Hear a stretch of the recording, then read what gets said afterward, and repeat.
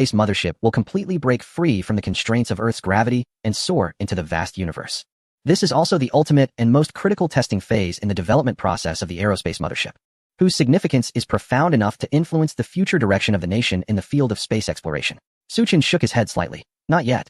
We must proceed step by step, advancing steadily. First, we need to ensure that every aspect of the high-altitude test is flawless, comprehensively collect enough data and rich experience. Only after these foundational tasks are solidly completed can we conduct the extreme test. Suchin knows that if the extreme test succeeds, it will mean that the nation can embark on the grand and magnificent plan of interstellar colonization. He is also acutely aware of the complexity, danger, and the extremely high demands on technology and resources required for the extreme test. Any small mistake or oversight could lead to catastrophic consequences. So thorough and meticulous preparations are essential. Since the chief engineer has spoken, although the pilot was filled with an irrepressible urge to try the extreme test, he ultimately obeyed Suchin's orders without hesitation. They have unwavering confidence in Suchin's leadership and professional judgment. Subsequently, Suchin continued to issue orders. Head to the Eastern Sea. Next, a major event awaits us. That is to launch the Eternal Day plan.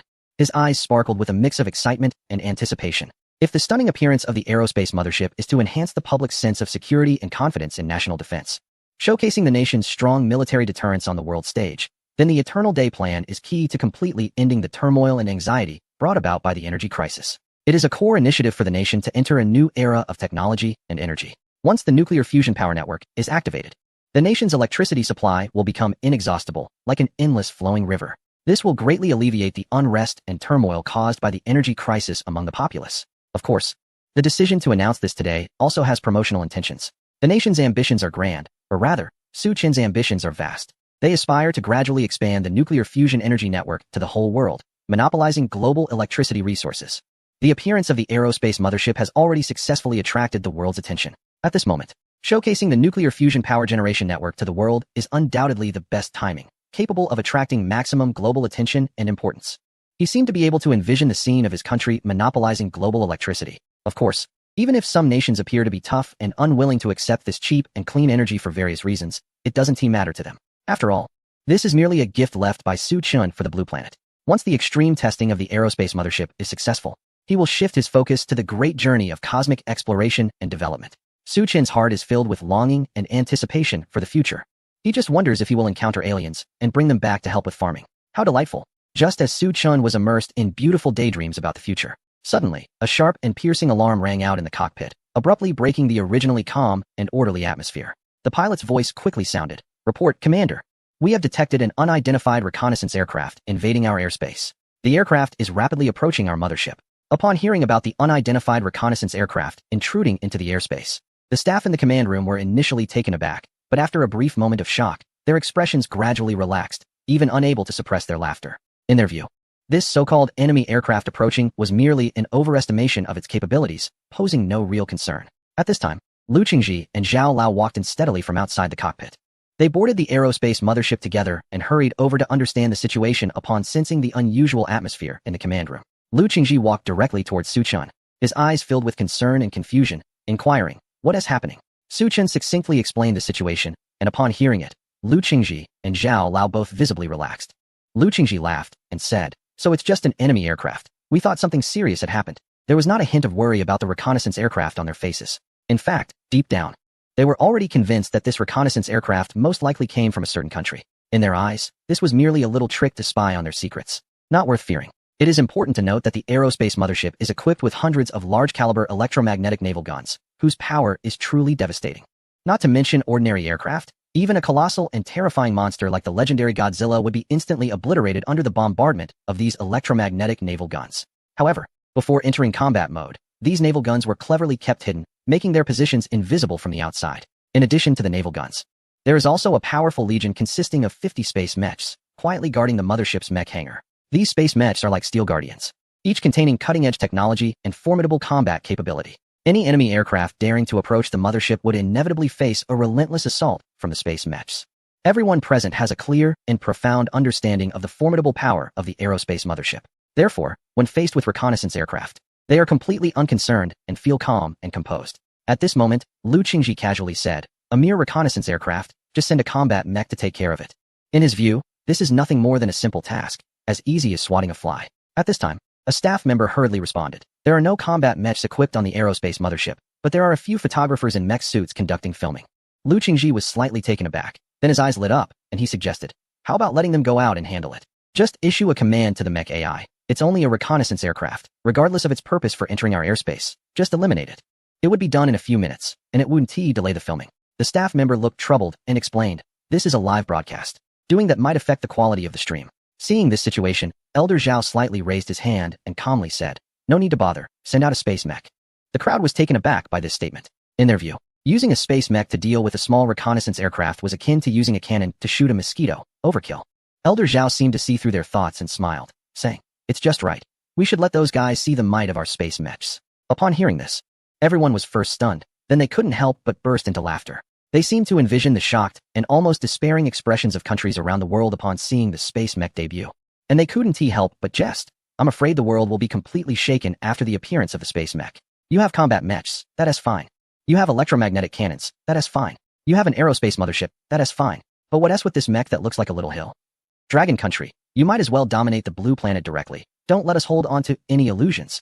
Thinking of this, an uncontrollable excitement and thrill surged in their hearts, as if they were about to witness a spectacular show that would shock the world. Thus, everyone agreed with Elder Zhao's proposal and decided to deploy the space mech. As the command was issued, the hatch of the aerospace mothership slowly opened, the heavy metal door making a dull sound, as if a giant beast were slowly opening its mouth. Soon after, a space mech, several meters tall, emerged like a moving steel fortress. Its tall and imposing body glistened with a cold metallic sheen under the moonlight, striking awe into the heart. Here is the Dragon Hunter reconnaissance aircraft. Inside the cockpit, the pilot was fully focused on controlling the drone, gradually approaching the aerospace mothership. Beads of sweat formed on his forehead, his expression a mix of tension and excitement, especially when he saw the stunning appearance of the aerospace mothership. It felt as though he had crossed into a sci-fi world. Report to the control tower. I have piloted the reconnaissance aircraft close to the aerospace carrier. Relevant video materials have been successfully captured and transmitted to the terminal. He reported the progress to the rear through the communication device, his voice carrying a barely noticeable tremor.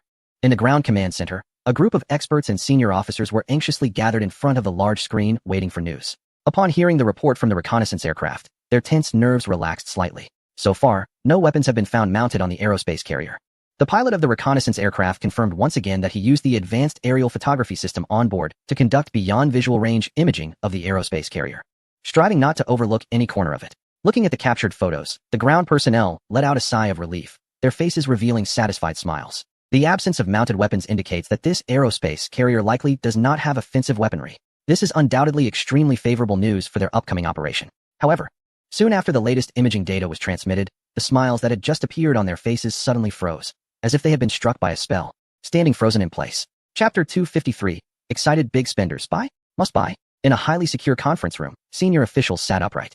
Their eyes were fixated on the large screen in front of them, anxiously and eagerly awaiting intelligence data from the reconnaissance aircraft regarding the aerospace carrier. The air was filled with a tense and oppressive atmosphere, as if a storm was about to break. At that moment, with a prompt sound indicating data transmission, a wave of images related to the aerospace carrier came flooding in. These were captured by the reconnaissance aircraft using advanced filming equipment, with incredibly clear visuals. Every detail vividly displayed. Upon seeing this clear intelligence data, the senior officials were instantly thrilled, their eyes sparkling with excitement. This data was crucial for their meticulously planned operation. Perhaps they could find a flaw in the aerospace carrier and destroy it in one fell swoop, curbing the rapid development of military technology in that region. However, when their gaze habitually fell on the contents of the images, everyone was left stunned, as if they had seen a ghost. The reconnaissance aircraft had clearly captured a gigantic figure on the vast deck of the aerospace carrier. This figure stood out starkly against the empty deck, as if a mysterious steel giant had appeared out of nowhere. As subsequent data continued to arrive, they gradually discerned the true nature of the enormous figure. It turned out to be another mech. But this mech was entirely different from any they had seen before. It was incredibly massive, resembling a moving pagoda. It emanated a stunning sense of advanced technology, as if it were a weapon of war from a future world. Behind it stretched enormous mechanical wings, glimmering with a dazzling metallic sheen under the moonlight. Even in the image, one could sense the immense power it contained. Its appearance left everyone in a state of shock, exchanging bewildered glances filled with astonishment and disbelief. The conference room fell into a deathly silence. After a long while, someone slowly broke the suffocating quiet. Is this a new mech from a certain nation? In other words, they have developed a new type of mech in addition to their individual combat mechs? From the photo, this mech looks massive. It makes the individual combat mech look like a mouse compared to an elephant. The speaker's voice trembled slightly, clearly shaken to the core by the sudden emergence of this colossal mech. At the same time, the live broadcast from that nation underwent a remarkable transformation. The cameras, initially focused on various angles of the aerial mothership, seemed to be drawn by some mysterious force, all converging on this gigantic mech. As the camera angles shifted, the gaze of viewers around the world, watching the live stream through various channels, was irresistibly attracted to it, like metal to a magnet. In that moment, the space mech undoubtedly became the most striking feature aside from the aerial mothership. Its enormous form, with every line seemingly symbolizing power, conveyed a sense of overwhelming strength at just a glance. Even if a legendary creature were to appear, it would be like a mantis trying to stop a chariot before this mech, likely to be crushed by its iron fists without a chance to fight back. However, viewers were curious about its mobility, thinking such a large machine would likely have poor maneuverability. After all, past experiences suggested that a massive size often meant sluggishness. Yet, this notion was quickly disproven by what they witnessed. In the next moment, the aerial mothership shot up into the sky, its speed beyond imagination. Under the cover of night, it was like a black lightning bolt, vanishing from sight in an instant, as if it had merged with the darkness. Yet, people could track its movement by the signs left in its wake. Its speed was so great that it generated massive tornadoes along its path. These tornadoes howled and rampaged, showcasing the terrifying might of the space mech. Accompanying its rapid flight were the sounds of sonic booms, echoing like thunder in the night sky, deafening and spine-chilling. Before the viewers could fully comprehend the spectacle, when they looked again, it had already appeared in the distant night sky like a dazzling shooting star. Radiating a mysterious and brilliant light, it seemed as if a deity from the heavens had descended. It was hard to believe that such a colossal being could move with such speed. Just a moment ago, it was steadily resting on the deck of the spacecraft carrier. And in just 2 seconds, it had transformed into a distant speck of light, reaching an astonishing speed of 10 Mach. This is an incredibly terrifying speed, capable of overwhelming all contemporary aircraft, leaving everyone who understands aircraft speed in awe. Experts on this side were left wide-eyed in shock upon witnessing this. Their faces were filled with fear and disbelief. One of them trembled as he stated, "Based on the speed just now, this mecha's speed absolutely exceeds 10 Mach."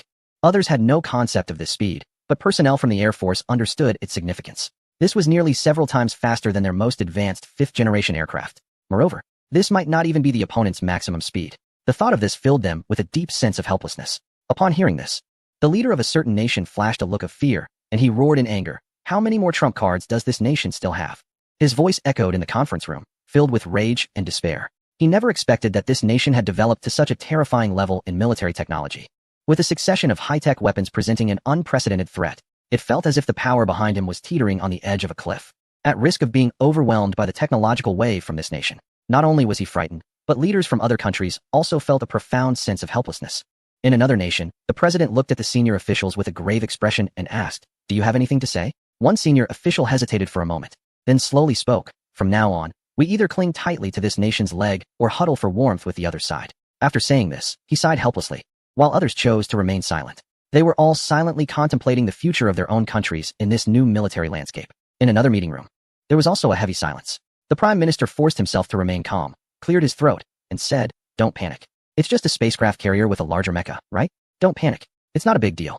However, his slightly trembling hands and somewhat flustered eyes betrayed him. The others thought to themselves, "Clearly, you're the most anxious one here." In yet another country, one individual was excitedly grabbing his brother, his eyes wide as he pointed at the space mecha on television, shouting, "Bro, I want this big guy. Buy it for me. Quick. I'll pay anything." His face was filled with obsession and desire for the enormous mecha, as if possessing it would mean owning the world. However, his brother furrowed his brow, looking at his overly excited sibling, and shook his head helplessly, saying, "Brother, have you not considered a very serious question?" The younger one was taken aback, blinking as he thought, "Is my brother worried that the appearance of this large mecha will turn our individual combat mechas into scrap metal?" But evidently, he was overthinking it. ODBO was worried that even if they wanted to buy, the country might not be willing to sell. At this moment, he finally realized. No wonder the country sold individual combat mechs like products. It turns out they had such a powerful ace up their sleeve as the space mech. He could guess with certainty that the combat power of this giant was far superior to that of individual combat mechs. Watching the giant space mech on the live stream, ODBO's hands trembled with excitement. Just as Lu Qingji had said before, ODBO understood technology. Therefore, in his view, even if this mech was the country's trump card, he had to get his hands on it. At all costs, it must be bought. If they were willing to sell nuclear weapons, how could they not sell this giant? Chapter 254. The Mech Legion makes its appearance. Inside the airspace mothership, Qin Lao, with a calm smile, was showing the Secretary of State around the interior of the mothership, introducing various advanced facilities and technologies. The Secretary of State occasionally gasped in amazement, though he was shocked inside. Yet, he still tried hard to maintain his composure. At that moment, a major general hurried over, looking serious as he reported news. Qin Lao nodded slightly, and then discreetly stepped aside to avoid raising the Secretary of State's suspicions. The Major General leaned closer to Qin Lao and whispered, Qin Lao, the White Elephant has crossed the border, and we just received news that they have deployed nearly a regiment of troops at the border. They want to make sure we can't have a peaceful new year. Qin Lao squinted slightly, and a cold, murderous intent suddenly erupted in his eyes. Over the years, the White Elephant had frequently harassed and provoked at the border, and the country had repeatedly demonstrated its strong capabilities and means, believing that the White Elephant would restrain itself. It seems that wasn't enough. It looks like our demonstration this time isn't thorough enough. Otherwise, the White Elephant wouldn't be so arrogant. Qin Lao pondered silently, his expression becoming increasingly stern. He quickly instructed his subordinates, and then contacted Su Chun in the command room. His voice was steady and firm as he succinctly informed Su Chun of the situation and issued a series of orders. The people in the command room were taken aback by Qin Lao's orders. They hadn't expected the White Elephant to stir up trouble at such a critical moment. However, upon learning the reason, they showed no signs of opposition. Instead, their eyes sparkled with excitement and fighting spirit. First came the provocation from the Secretary of State. And now the White Elephant was making a move. Since they weren't afraid of death, let them experience the true depth of the country. After receiving the orders, Su Chen did not hesitate and immediately issued command after command. The staff responded swiftly. The entire command room became busy in an instant.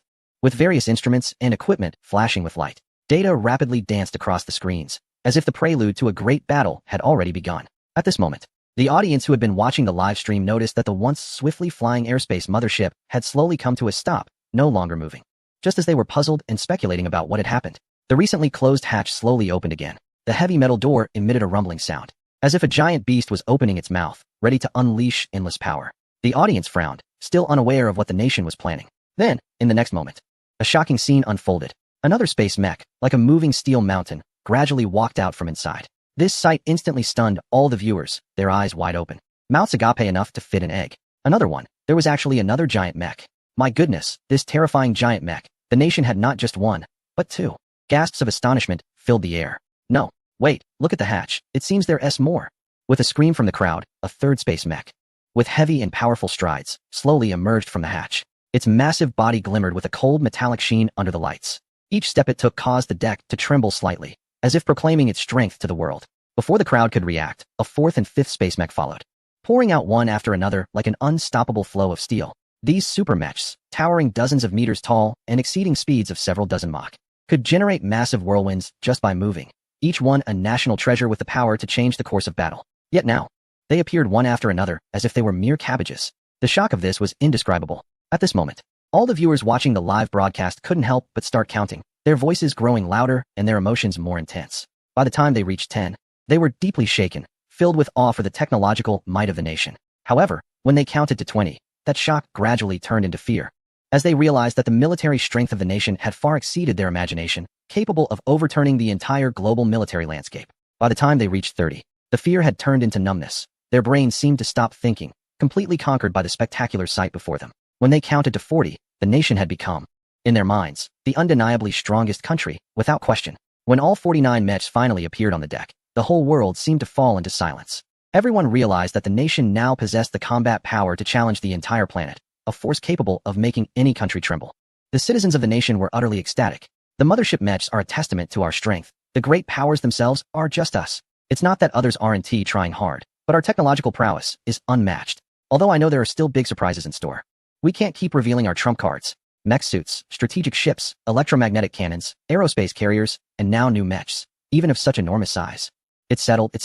Let's see how they respond now, huh? The space mecha army stands neatly on the deck, their massive bodies and powerful aura creating an extremely intimidating presence. Even those so-called military powers must admit that when the aerospace carrier brings these mechas to their territory, it will surely be their moment of downfall. This is no longer a threat, but an inevitable result based on overwhelming strength. At this moment, the voice of Elder Qin echoed in the live broadcast. His calm and powerful voice reached every corner of the world. By the way, let me introduce you to the mechas on our aerospace carrier. Space mechas. As the name suggests, these mechas are primarily used for future interstellar exploration. Of course, planetary exploration is also possible, mainly because our nation values harmony and advocates peace. We do not initiate conflict, but if someone attacks us, the mechas will pave the way for retaliation. Inside the conference room, the atmosphere was as tense as the night before a storm. It was stifling, almost suffocating. The president was in shock, bewildered by Elder Qin's words. His eyes were wide, veins bulging on his forehead, and he pointed at the mechas flashing on the screen, frantically questioning his subordinates. What does this mean? Are all these mechas space mechas? Come on, tell me, what the hell is a space mecha? His voice echoed in the silent conference room, filled with anger and despair. General Derek sighed helplessly and spoke slowly. As the name suggests, space mechas are indeed mechas that can be used in space. I mentioned before that the aerospace carrier is like an aircraft carrier sailing on a sea of stars. Now, these space mechas have replaced the aircraft, becoming the combat power of the aerospace carrier. This means that our nation may have already acquired the capability for interstellar exploration. Although his words were calm, each one struck the hearts of the audience like a heavy hammer, making the already oppressive atmosphere even more suffocating. After hearing General Derek's words, the conference room fell into dead silence, with only heavy breathing filling the air. At this moment, a general suddenly seemed to grasp a lifeline and said, "Does this mean that the aerospace carrier itself does not have a weapon system and can only rely on these so-called space mechas for protection? If that's the case, once their space mechas are isolated, we can destroy them?" His voice carried a hint of excitement and anticipation, like a shot of adrenaline that reignited a flicker of hope in the previously despairing eyes of the others. But just in the next second, the live broadcast screen changed dramatically, like a heavy bomb dropping. The images revealed some astonishing transformations on the body of the aerospace carrier. The originally smooth and flat hull suddenly shimmered with strange blue patterns, like a mysterious current weaving and darting across the surface, accompanied by mechanical sounds. Large-caliber naval guns slowly emerged. The scene quickly focused on those guns, where arcs of electricity flickered and danced in the night sky, particularly striking. It was as if flames from hell were emanating a sense of destruction. At this moment, everyone realized that these naval guns were extraordinary. They were identical to the ones mounted on the strategic vessels seen in a certain sea region. This discovery stirred a deep fear within them. These were electromagnetic naval guns. How could a nation equip electromagnetic naval guns, originally mounted on super battleships, onto a space aircraft carrier? Soon, the space aircraft carrier in the footage began to shrink slowly. Around the hull, hundreds of large-caliber electromagnetic naval guns stood like rows of steel beasts with gaping maws, majestically displayed before the world. The overwhelming momentum sent chills down spines. At that moment, the audience worldwide was stunned. They stared blankly at the screen, as if frozen by a spell, unable to believe their eyes. High-ranking officials from various nations, especially those particularly concerned about the electromagnetic naval guns on the strategic vessels, felt drenched in sweat, with beads of perspiration cascading down their foreheads, soaking their clothes. Their legs felt weak, as if they had lost the strength to support their bodies. Their faces pale as paper, filled with fear and despair. In the past, 3 strategic vessels equipped with electromagnetic naval guns had forced 2 of the most powerful carrier battle groups to flee in panic. And now, this powerful type of naval gun was equipped with hundreds on the space aircraft carrier. What does this mean? It equated to a single space aircraft carrier being able to field an entire army. Not only did it carry a contingent of 50 space mechs, but it also possessed the combat strength equivalent to hundreds of strategic vessels. Moreover, these guns could flexibly adjust their direction, concentrating firepower in one spot to maximize combat effectiveness. This was simply an aerial fortress of death, capable of destroying any force that dared to challenge it. The president could no longer contain his emotions. He slammed his hand on the table, the sound booming like thunder in the conference room. Who said the space aircraft carrier was unarmed? These hundreds of electromagnetic naval guns could instantly annihilate all our carrier battle groups. How are we supposed to deal with this? Surrender to them already. His voice was loud but filled with a sense of helplessness. It surged through him like a tidal wave, nearly causing him to faint as he weakly sank into his seat. At that moment, the calm and authoritative voice of an elder once again resonated in the live broadcast. His tone was composed, as if recounting a trivial matter. In recent years, due to the ban on artillery, there had been many years when domestic artillery could not be fired. Today, we will break the norm and have an artillery demonstration arranged by this old man. All naval guns, prepare. As his voice fell, on the airspace mothership, all electromagnetic naval guns aligned uniformly, aiming in one direction. The movement was akin to well-trained soldiers, full of mechanical beauty and lethal power. Fire. As soon as the old man's words ended, shells were launched like arrows released from a bow.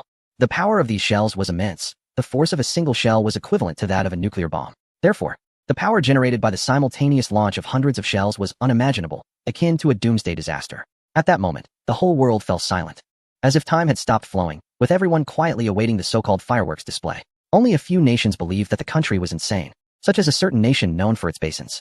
They couldn't help but burst into laughter. Was this country so excited that it sought its own demise? They were foolish. Even if those shells exploded in the sky, the resulting power should not be underestimated. Was the country trying to provide its citizens with a sense of security or instill panic? The prime minister of that certain nation laughed openly at the country's foolishness. His laughter echoed in the conference room, filled with mockery and disdain. However, soon, one of his subordinates looked in the direction of the cannons, his face showing terror, and weakly said, "It seems the cannon is aimed at us. It shouldn't be targeting us, right?"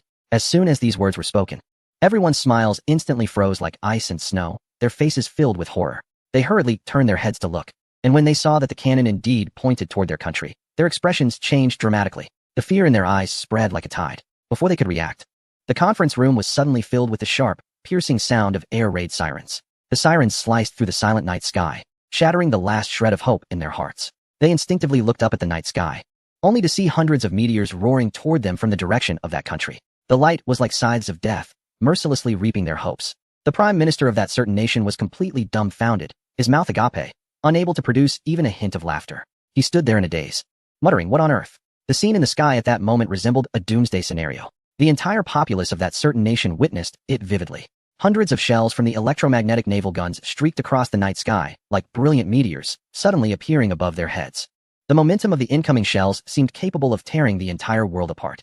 The prime minister was filled with terror and hysterically ordered the defense department to intercept. However, the response was like a bucket of cold water, ruthlessly extinguishing the last flicker of their hope. It was utterly impossible to intercept. The speed of the shells is astonishing. But that is only one aspect. On the other hand, the shells they fired themselves are incredibly weak in the face of the electromagnetic naval guns projectiles. Like ants trying to stop the footsteps of an elephant, completely unable to withstand the overwhelming assault. The public instantly fell into extreme panic, involuntarily recalling the painful and fearful memories of being subjected to a previous disaster. It was a nightmare etched deep in the national memory, and now, a similar fear loomed once again. They were like startled birds or scurrying mice, fleeing in all directions through the streets and alleys. The sounds of screams and cries intertwined. The entire region fell into chaos and despair, as if the apocalypse had truly descended upon this land. Soon, in the sky, shells collided violently, producing deafening roars. A grand and terrifying explosion blossomed in the sky like a massive, demonic flower. The force was earth-shattering, as if it would shatter the entire sky. The light illuminated the area as bright as day. That dazzling brightness lasted for a long time, making it impossible to look directly at. The intense heat created a spectrum of colors in the sky, the brilliance stabbing at people's eyes and piercing their hearts. This scene was incredibly terrifying, like something out of hell, sending chills down spines. Although these shells did not explode on the ground, the terrifying impression they left surpassed even the previous disaster. It is important to note that this explosion was equivalent to hundreds of nuclear bombs detonating simultaneously, with enough power to destroy everything. The populace roared in anger, but their fury was mixed with a deep sense of helplessness. "You are definitely doing this on purpose. Why are you letting us share your fireworks display? I can't imagine what would happen if these shells landed on our territory. Are you threatening us? Where is our military? Are they all useless? Why aren't they intercepting? This is no longer a threat. Are you trying to annihilate us? It's terrifying. I suggest we beg for mercy. Mom, I'm so scared. Even if we can't take revenge, we must harshly condemn you. You want to die, but I don't want to die?" On the aerial mothership, an elderly figure looked innocently puzzled and said, "Oh dear, how did it go off course?" This was a fireworks display we had been preparing for a long time, and it seems to have benefited the local populace. Well, if it went off course, so be it. You guys shouldn't feel shy. Here's a rare view for you free of charge. The seemingly light-hearted teasing from the elderly figure, rather than easing tensions, ignited the fury of the populace. "Don't say we should feel shy. You clearly did this on purpose. Enjoy this beautiful sight yourselves. We don't want it. Don't think that this will allow you to escape your responsibilities. We must hold the relevant parties accountable." They shouted angrily. However, their anger seemed so pale and powerless in the face of the mighty nation. Just when the public was full of hope, expecting the officials to take action and severely punish those responsible, suddenly an official statement appeared like a bombshell. "Thank you for the fireworks display. We really enjoyed it. On behalf of the people, I express our gratitude." This statement left the citizens in disbelief, their eyes wide, faces filled with incredulity. "Is this a joke? You are actually expressing gratitude? You traitors, cowards, it's one thing to be subservient, but now you are even licking the boots of those in power." The citizens' spirits were completely crushed. They felt their dignity trampled underfoot, the humiliation washing over them like a tide. At this moment, in the high-level meeting room, the prime minister's face was as dark as a storm cloud, and the expressions of the senior officials were equally grim. They understood that they had no choice but to act this way. The nation was still merely a threat. Any hint of defiance could lead to missiles raining down on their territory. The terrifying scenes of explosions had been accurately captured by satellites from other nations. Leaders from various countries watched the chilling explosions in shock and fear. They knew that if those missiles landed, it could mean the end for their nation. Each missile had a destructive power comparable to that of a nuclear weapon, and the combined force of hundreds of them could potentially wipe their country off the map. Now, no one dared to claim that the aerial battleships lacked weapon systems. Their weapon systems were incredibly powerful, capable of destroying any challenger. The entire world was engulfed in frenzied discussions and awe. The aerial battleships were seen as indestructible, fully armed fortresses in space. The immense power they held could change the global landscape and direction. At this point, an elder's voice resonated again in the broadcast. "Our aerial battleships are not just mobile war fortresses. More importantly, they also serve as mobile combat platforms. Just like aircraft carriers, they can conduct operations over extremely long distances." Upon hearing this, the world was convinced. After all, Being able to strike deep into foreign airspace from such a distance was the perfect embodiment of long-range combat. Meanwhile, the high-ranking officials of the nation, also watching the live broadcast in their meeting room, suddenly received numerous calls from leaders of various countries. These calls were partly for polite New Year greetings, but more importantly, they were eager to establish diplomatic relations. After demonstrating such a powerful aerospace mothership, they are acutely aware of the importance and urgency of establishing good relations with the Dragon Kingdom. Within just an hour, many countries from the other side of the ocean expressed their willingness to establish diplomatic relations with the Dragon Kingdom. An elder from the Dragon Kingdom adjusted his glasses and, while looking at the map, curiously asked, "Is Liechtenstein also a country? Why can't I find them on the map?" Chapter 257. The White Elephant deploys troops at the border. On the border between the Dragon Kingdom and the White Elephant, what should have been a peaceful and quiet night was suddenly disrupted, filled with noise and commotion. A dense crowd loomed like two high walls on either side of the border line, the air thick with tension and oppression, as if a single spark could ignite a raging fire. Camp Commander Zhang Daba stared furiously at the White Elephant soldiers, his anger surging like a tidal wave. He shouted, "These bastards come here to stir up trouble during the new year. Don't they want us to have a good holiday? I just want to sleep peacefully. But these guys really know how to pick a day. It's definitely intentional." His voice echoed in the cold night sky, laced with helplessness and rage. Deputy Commander Wang Jun, equally furious, said, "Previously, there were only a battalion of White Elephant soldiers at the border. Suddenly, a whole regiment shows up. It must be planned. I think they just want to harass us. They might not really dare to cross the border." As he spoke, he gripped his weapon tightly, his eyes filled with anger. Zhang Daba shouted back, "Let them dare to cross. Just because they have a regiment, and we only have a battalion doesn't mean we can't take them on. These guys really have the guts to come here and cause trouble." The soldiers were also undaunted by the approaching White Elephant forces, their blood boiling as they shouted, "Commander, let us take them on. We won't back down. If we die, we'll take a few of them with us. They dare to bully us. Our battalion is not made of cowards. We must show them who's boss." Their youthful faces were filled with determination and courage. The spirit of willing to fight to the death was moving. Zhang Daba looked at these young soldiers and felt a warm surge in his heart. Good. My subordinates are indeed not cowards. He felt a sense of relief. However, he also understood the brutality of war, unless absolutely necessary. He didn't want to let these young men truly face off against the enemy. In his heart, these soldiers were like family, and he hoped to protect them while also defending the nation's dignity. Just then, a messenger hurried over, looking tense as he said, "Commander, the superior is on the line, and he has important matters to discuss." Upon hearing this, Zhang Daba immediately suppressed his anger and quickly walked over to the communication device to take the call. Commander Vikram of the White Elephant Brigade, with a hint of pride and arrogance, was watching with great interest the standoff at the border. They had deployed over 2,000 troops this time, a full battalion. Feeling confident in their numbers, Vikram was not worried about any unexpected developments. A smiling battalion commander remarked, "Those guys from the Dragon Country probably won't have a good year. The higher-ups have tasked us with some actions, and even if it doesn't escalate into a fight, we can at least annoy them." "Humph, have you heard how the Dragon Country has been making waves recently? I heard that some countries are wary of them, but I don't see how they're that formidable. Aren't they still the same as before, just standing off against our large army at the border?" Without any remarkable response, "It seems we have to remind them of their place." Ha! His laughter echoed through the crowd, filled with mockery and disdain. The higher-ups were indeed considerate, even sending a lot of supplies to help us confront the Dragon Country. "We'll also be celebrating the new year." Another battalion commander chimed in, and they were all immersed in their self-satisfied superiority. Just as they were laughing, the phone in the command center suddenly rang urgently. Vikram's eyes lit up, and he thought to himself, could it be that the command center is ready to give us the go-ahead? He answered the call with anticipation, only to find it was General Karen on the line. "General, we have moved our battalion to the border with the Dragon Country as planned. They seem quite anxious on their side. Should we show them a bit of our strength?" Vikram respectfully inquired, his eyes glimmering with excitement, eager to demonstrate their military might. However, the general on the other end appeared extremely agitated, repeating 3 times, "No, absolutely not. You must withdraw your troops from that border immediately. Do you want to see our nation perish? Anyone who dares to act will have to apologize to the Dragon Country with their life. Don't say it was my orders." The general's voice thundered through the phone, filled with anger and fear. Vikram was taken aback, his eyes wide with disbelief. "General, what does this mean? Didn't you want us to annoy the Dragon Country?" The general shouted back in fury. "Now, Vikram, I order you to have your troops withdraw. Do you understand?" The general's roar snapped Vikram back to reality, and he immediately responded solemnly, "I understand, General." Just as the general was about to hang up, he paused and reminded Vikram, "And make sure to watch the Dragon Country's Spring Festival Gala. The world has changed, Vikram." With that, he hung up the phone. As Vikram listened to the busy signal on the other end, the laughter in the conference room had completely vanished. They looked at each other, bewildered. What was going on with General Karen? Why were they being ordered to withdraw from the border? Was it just his imagination? "Why do I feel a sense of fear in General Karen's tone?" A bewildered company commander said. "Fear? You must be mistaken. General Karen is our most powerful general. Without a doubt. How could he be afraid? Besides, we are just stationed along the border and haven't taken any drastic actions. The neighboring country won't do anything to us at this time. What is General Karen worried about? Is he afraid they might take the initiative against us? And why did he even let us watch their spring festival gala? Is there anything special about it? Come on, I don't want to watch it. It sounds boring just thinking about it. Another company commander scoffed, unable to understand the general's orders.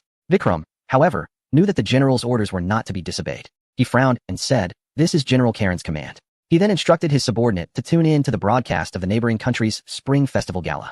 Before long, a massive aerial battleship appeared on the monitor. Its grand and spectacular sight was breathtaking.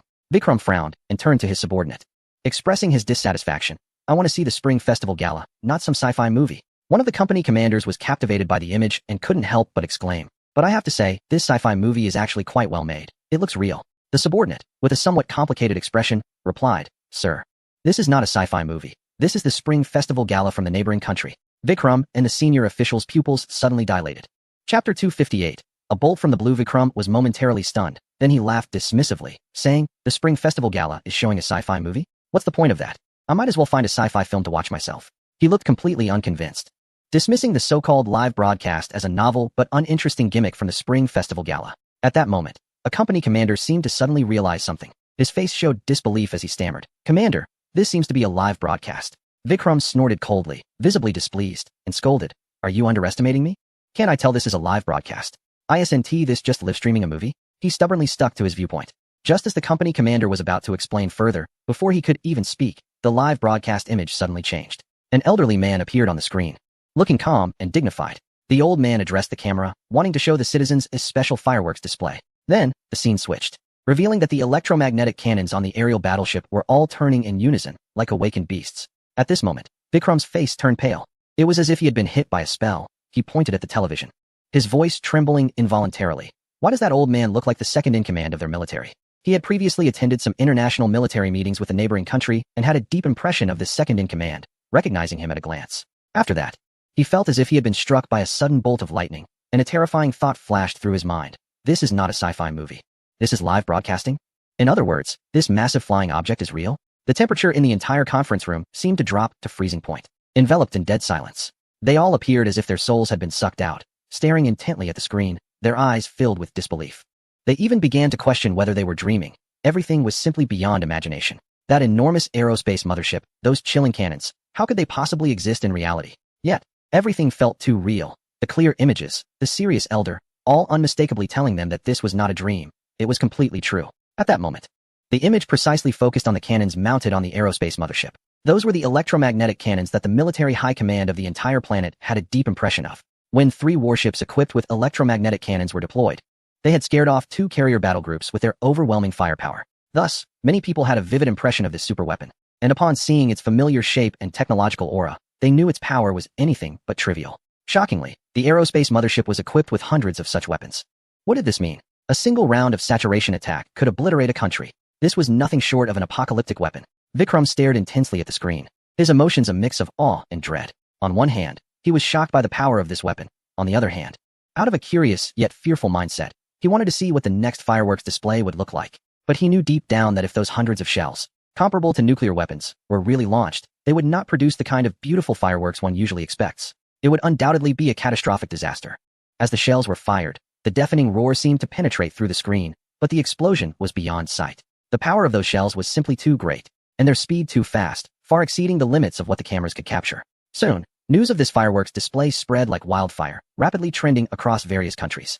Everyone was discussing it, and were astonished to learn that those shells had exploded above a certain area. In the vast sky, the shells flew like shooting stars, colliding with a thunderous sound. In an instant, a sound akin to the heavens collapsing erupted, and a terrifying explosion ignited in the sky. Blooming like a monstrous flower of a demon, its overwhelming momentum surging forth, as if it would tear the entire sky apart. The blinding light surged like a tidal wave, illuminating the area below as bright as day, the dazzling brilliance lingering, making it difficult to behold. The scorching heat has painted the sky with vibrant arcs of light, akin to sharp blades that painfully pierce people's eyes and deeply stab into their hearts. Such a scene resembles a sinister hand reaching out from the abyss of hell. Eerie and terrifying, sending chills up one's spine. A group of foreign netizens have left messages online, enviously commenting on how the citizens of a certain country can witness such a grand, apocalyptic fireworks display. Little do they know, this is far from something to envy for the people of that country. Vikram watched the video of the fireworks display captured by netizens. The apocalyptic scene reflected on the leader's face, turning it red. His heart was filled with regret and fear, regretting his previous disdain and arrogance, and fearing the immense power now displayed by the neighboring nation. At this moment, Vikram finally understood why General Karan was so eager for them to cease their provocations against that country. It was no longer the same nation as before. Their previous actions were not mere provocations, but playing with fire. If they dared to continue playing with fire, the terrifying scene just experienced would be their fate. He couldn't even imagine the next moment when the cannons would turn and aim at them. Upon this thought, Vikram felt a chill run down his spine, a wave of coldness surging from his feet to the top of his head. He hurriedly ordered in a panicked voice, "Quick, call our people back. Get them to retreat from the border. Otherwise, we're doomed." His voice was filled with fear and despair, hoping to get his subordinates away from the dangerous edge as soon as possible. However, as soon as his command was given, a commotion erupted outside. Vikram's heart skipped a beat, his face turning even paler, and an ominous premonition welled up within him. What is happening? Are they fighting? His subordinates rushed in to report. The forces from that country are attacking. This news struck Vikram like a bolt from the blue, plunging him into panic and despair. Chapter 259, Leave No One Behind. Minutes earlier, the atmosphere in the border military camp where Zhang Daba was stationed was tense, with soldiers standing ready against the increasing number of enemy soldiers across the border. At that moment, Zhang Daba received a call from the commander of the Southern Military District.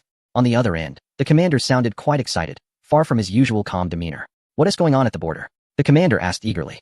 Zhang Daba quickly replied, "Report, sir, the number of enemy soldiers gathering at the border is increasing. It seems they don't want us to have a peaceful new year. But don't worry, sir, I will ensure the soldiers exercise restraint. As long as the enemy doesn't cross the border, we guarantee that we won't take action." Zhang Daba knew that this commander was usually very restrained and known for his cautious approach to warfare. And it was precisely because of his presence that there had been no large-scale conflicts at the border for many years. There has been a relative calm maintained. However, this time the commander-in-chief's response surprised Zhang Debao. On the other end of the phone, the commander shouted, "To hell with it. The enemy is right in front of us. And you want to hold back? This isn't the old days anymore. Zhang Debao, I order you now. Equip all the weapons in the camp, guns and cannons. Get them ready. I'm going to apply for a mech battalion for you. Teach those bastards a lesson." The commander seemed worried that Zhang Debao didn't understand him. So he emphasized and repeated, "Use the guns to push them back. Drop the iron rods and big knives. You know what I mean, right?" Zhang Debao was momentarily stunned, thinking to himself, when did the commander become so bold? Isn't he afraid of provoking a dispute with the opposing side? What if they retaliate? Nevertheless, Zhang Debao knew that obedience was a soldier's duty, and despite his doubts, he didn't ask further questions, simply replying, "Understood, sir." However, the commander didn't rush to hang up. Instead, he continued, "To help the soldiers change their mindset, before the mech battalion arrives, organize everyone to watch tonight's Spring Festival Gala." Spring Festival Gala? Zhang Debao was puzzled, thinking to himself, why watch the gala? In previous years, it was indeed a must-see program in the camp. On New Year's Eve, the soldiers would gather to watch it, experiencing a different kind of festive atmosphere. However, in recent years, for some reason, the gala seemed to be less appealing, and many young soldiers in the camp had lost interest. Hardly anyone wanted to watch it anymore. With a heart full of confusion, Zhang Debao hung up the phone. He turned back to his soldiers, who were all holding iron rods and big knives, their eyes filled with anticipation, eagerly looking at Zhang Debao. "Commander, I heard it was a call from the commander-in-chief. Can we take on those bastards?" The soldiers shouted excitedly. "I really want to take them all down. They don't take us seriously." Their fearless enthusiasm was evident. The deputy commander Wang Jun, standing nearby, chuckled helplessly, "Calm down, everyone. Our commander-in-chief is usually cautious. I bet this time he still wants us to maintain a defensive stance. As for taking the initiative, don't even think about it." Some veterans nodded in agreement, knowing the commander's temperament from years of experience. However, the new recruits remained hopeful, still longing for a chance to take on the opposing soldiers. Zhang Debao looked at his subordinates and didn't directly reveal the order from above. Instead, he loudly declared, "Go back and watch the Spring Festival Gala." Watch the Spring Festival Gala? Deputy Commander Wang Jun thought he misheard, widening his eyes and asking, "Commander, did I hear you right? You want us to watch the gala? Isn't it already over?" Zhang Debao's replied with a serious expression, "It's not me, it's the command from the top." He continued, "All right, everyone gather around. Let's watch the Spring Festival Gala together." Since the two sides were currently in a standoff and could not return to the barracks to watch normally, the camp leader ordered his subordinates to bring a screen and projector to the border. They then connected the projector to a mobile phone for a live broadcast. Soon, the screen displayed the Spring Festival Gala. The soldiers were dumbfounded. What was this? This was not the usual festive performance of singing and dancing they expected, but rather a showcase of the country's powerful military technological achievements. The massive aerospace carrier loomed like a floating fortress in the sky, and the astonishing scene of hundreds of electromagnetic naval guns equipped as conventional artillery, along with nearly 50 neatly arranged space mechs, was truly overwhelming. On the other side of the border, the soldiers were equally bewildered, thinking to themselves, "We're here in a standoff, and you're watching a movie? Can you at least show us some respect?" However, without orders from above, they could only stare in disbelief. Meanwhile, the soldiers on their side were not just soldiers. Even the deputy camp leaders were confused. The camp leader asked, "What's going on? Is this thing on TV made by us? An aerospace carrier? Hundreds of electromagnetic naval guns as conventional artillery. Is this really us? And space mechs, wow, 50 of them. When did we become this strong?" Exhilarated, the soldiers felt a surge of blood rushing to their heads. They were pumped up and ready to fight. Jean de Beos finally understood what was happening and thought to himself, the command from above to let the soldiers watch the Spring Festival Gala is for pre-battle motivation. The effect was incredible. Everyone was fired up, brimming with excitement and fighting spirit. He himself was also swept up in the fervor. At this moment, the soldiers across the border could no longer hold back. Seeing the soldiers completely ignoring them and seemingly engrossed in what looked like a sci-fi movie, their anger boiled over. More and more of them gathered, moving closer to the border, seemingly trying to express their dissatisfaction and provoke a response. On the other hand, the soldiers from their side were filled with combat enthusiasm, eagerly volunteering to fight. The deputy camp leader Wang Jun still couldn't comprehend the situation and muttered, "The command from above is really something. Not letting us fight, but making us watch the Spring Festival Gala. Isn't that just frustrating us?" Jean de Beos chuckled and patted Wang Jun on the shoulder, saying, "Wang Jun, this time the command is not about holding our ground. It's about getting ready for action." Wang Jun's eyes widened in disbelief, clearly unable to trust his ears. Without waiting for his reaction, Jean de Beos immediately ordered, "Drop everything you have. Bring out the cannons and firearms. We must ensure that those who come here will not return." Chapter 260, A Complete Rout.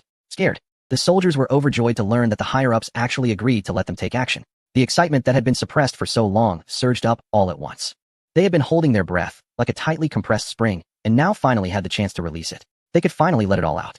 Without hesitation, the soldiers tossed aside their sticks and machetes with swift movements, expressing a sense of relief. They quickly made arrangements, leaving one company on high alert at the border to guard against unexpected situations, while the rest, like arrows released from a bow, turned back to retrieve the weapons that truly showcased the might of their nation. The soldiers of the opposing force saw the soldiers from the other side drop their weapons and a large group running away, and they couldn't contain their excitement. They thought to themselves, "Are they scared of us? Ha ha ha, they even dropped their weapons. They must be frightened. When did they become so timid? They actually ran away from us. If we had known they were this cowardly, we wouldn't have needed so many people. Just one battalion would have been enough." Some soldiers from the opposing side were so excited that they started dancing around, twisting their bodies at the border. They were overjoyed, and the soldiers around them joined in the merriment. The entire opposing force was immersed in a false sense of superiority and the joy of imminent victory. However, their smiles didn't last long, fading away like a fleeting bubble, soon to be shattered. They then saw the soldiers from the other side charging back with renewed vigor. But this time, the soldiers were no longer wielding simple weapons like sticks and machetes. They were now equipped with much more intimidating gear. Rifles glinted with a cold metallic sheen under the moonlight. The compact shape of submachine guns seemed to showcase their rapid firepower. The dark barrels of mortars exuded an intimidating presence. There were also the fearsome howitzers and the imposing tanks. The soldiers from the other side suddenly revealed a well-equipped mechanized force, charging toward the border like a steel behemoth. Upon witnessing this scene, the opposing soldiers instantly lost their composure. The expressions of pride on their faces vanished without a trace, replaced by panic. What was happening? What was the other side planning? Why were they bringing out heavy weapons? Didn't they know what serious consequences this could lead to? Isn't it a rule that they never fire the first shot? Why were they bringing all their artillery out? Oh my, if they dare to cross the border, remain calm. The other side must be bluffing. The soldiers were extremely anxious, as this was completely out of character for the neighboring country. They understood that the neighboring country had always adhered to the principle of not firing the first shot, and they had always respected this rule. In fact, to avoid accidents and prevent unnecessary conflicts, both sides typically confronted each other at the border with sticks in hand, rarely using firearms. However, this time, the neighboring country unexpectedly broke its established norm and boldly brought out its weapons, leaving the soldiers bewildered. They could only attribute this to an attempt at intimidation. Believing that their numerical superiority meant it was normal for the opposing soldiers to brandish their weapons for show, they encouraged each other, mentally reassuring themselves, "It's fine. They must just be trying to scare us. How could they dare to fire?" As for artillery, they wouldn't dare either. They didn't want to think about the consequences if they actually did fire. It would be beyond what they could bear. Surely, the neighboring country would seize the opportunity to condemn them. There was no need to worry. Yes, their actions only proved their own insecurity. Just as they were comforting and encouraging each other, suddenly, a clear buzzing sound broke the silence of the night sky. This sound was particularly jarring in the quiet night, as if it were an ominous sign coming from the distant darkness. They looked up and saw flickering lights in the sky rapidly approaching them, moving as fast as shooting stars, and there were dozens of them. They widened their eyes, trying to discern the true nature of these mysterious objects. After some observation, they confirmed that they were neither the fighter jets they were accustomed to nor drones. They looked like mechs, the infantry mechs of the neighboring country. Someone recognized them at once and was taken aback, their voice trembling in fear as they shouted, "It's mechs. The neighboring country has sent their mechs. Run." The last time, their forces were decimated by these things. One mech could wipe us all out. The neighboring country is serious this time. This shout was like a stone thrown into a calm lake. instantly stirring up a storm among the soldiers. Run! Quick, run! If we hesitate, we'll really die here. Some frightened soldiers turned pale and fled in panic, their steps chaotic like headless flies, desperate to distance themselves from the terrifying mechs. Don't run, don't run. The neighboring country must be bluffing. Others, still holding onto a glimmer of hope, tried to stabilize the situation, but their voices betrayed their deep concern. After all, no one dared to gamble their life on whether the neighboring country was truly just making a show of force. I can't believe it. What if the other side really takes action? It's us common folks who will suffer, while the nobles won't care about our fate. Other soldiers were filled with helplessness and fear, fully aware of their low status. Once the fighting truly begins, these ordinary soldiers will be the first to become sacrifices, and no one will care whether they live or die. If the deployment of tanks and artillery had already put significant pressure on these soldiers, the appearance of individual combat mechs completely shattered any remaining hopes they had. These soldiers knew that the opposing side possessed two major national-level weapons. One was the individual combat mech, and the other was a strategic vessel of great might. Now, with over 30 individual combat mechs advancing fiercely, nearly half the number that had once obliterated a nation, how could they dare to stay at the border? Instantly, some were frightened away. However, for this already terrified unit, as soon as one person began to flee, more and more would follow suit, joining the ranks of those escaping. Consequently, an entire regiment descended into chaos, with soldiers panicking and rushing backward. The scene was utter turmoil, with cries and footsteps intertwining, as if the end of the world had arrived, plunging the entire border area into confusion and panic. The commander, who had initially looked forward to fighting alongside the mech corps, was dumbfounded upon witnessing the chaotic scene. His eyes widened in disbelief as he muttered to himself. We Haven't even made a move. How did they all run away? Vikram, upon receiving reports from his subordinates about unusual activity outside, thought a battle had begun and rushed out, only to breathe a sigh of relief upon realizing it was merely a retreat. He secretly rejoiced, thinking, at least we didn't engage in a fight. Yet, his tone was filled with an indescribable bitterness. Chapter 261, Scared Away? At the border, the once formidable soldiers were now in complete disarray, scattering like frightened birds and beasts. This comical sight even amused Commander Zhang, who had seen all sorts of scenarios. After all, they were facing an entire regiment. Now they had been scared into a retreat by just one battalion. Such a thing would have been unimaginable in the past. Of course, Zhang also understood that the credit mainly belonged to the individual mech corps. Under the cover of night, the 30 individual combat mechs stood like steel warriors, neatly lined up along the border, exuding a chilling might. The cold moonlight bathed them, as if they were donned in silver armor, enhancing their imposing presence. With the support of these mechs, the soldiers' morale soared to unprecedented heights, their eyes burning with the fire of battle, their fighting spirit seemingly capable of breaking free from the shackles of the night. Watching the fleeing soldiers, one warrior excitedly suggested, Commander, let us chase after them. They must understand the consequences of provoking our nation. Another chimed in, Yes, Commander. These guys came to provoke us during the festive season. It's deliberate harassment. We can't let it go like this. Let us go after them. As the proposal was voiced, many soldiers around eagerly echoed their agreement, filled with enthusiasm and eager to teach those audacious soldiers a lesson. However, Zhang de Beos decisively rejected the suggestion. In his view, scaring off the soldiers had already achieved the desired deterrent effect, which was sufficient. Crossing the border to teach them a lesson did not align with the nation's usual style. Just as he expressed his thoughts, a communications soldier rushed over to report, Commander, the Supreme Commander is calling again. Zhang de Beos didn't dare delay and quickly walked over to answer the phone. On the other end, the Supreme Commander's booming voice suddenly rang out, Zhang de Beos. Have the individual combat mech units I requested arrived? Zhang de Beos hurriedly replied, They have all arrived, sir. The Supreme Commander smiled broadly, his tone filled with satisfaction. Great. We must teach those soldiers a good lesson next. Zhang de Beos chuckled helplessly and responded, Sir, it seems that may not be possible.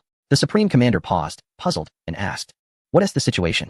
They can't be so timid as to run away, can they? Zhang de Beos sighed helplessly and said, You guessed it right. The moment we moved our artillery in, they got scared.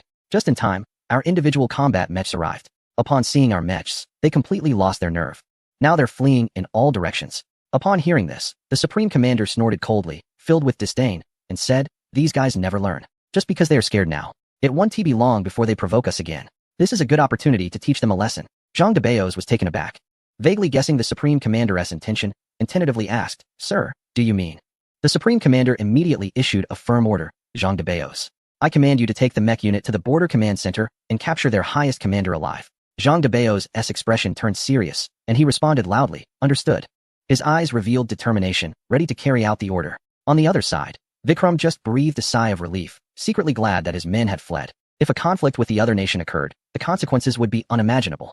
Just thinking about their colossal sky mothership, akin to a world-destroying beast, made him tremble all over, filled with fear and helplessness. How could they possibly contend with such a formidable enemy when the nation had developed such a terrifying battleship?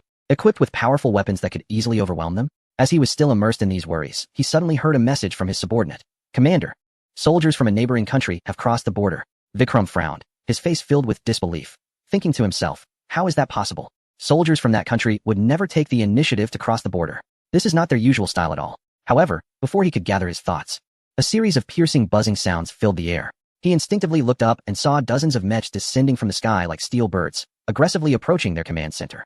Behind these mechs were 10 imposing tanks and soldiers from the neighboring country, fully armed and on high alert. Seeing this scene, Vikram instantly realized that the neighboring country was serious this time. It must be because of their provocations that they had completely angered this powerful adversary. In that moment, he felt no anger towards the soldiers crossing the border, only deep regret. Regret that they should not have provoked them so easily. Now they had brought trouble upon themselves. The battalion leaders under him also witnessed this scene, and their reactions were even more intense than Vikram's.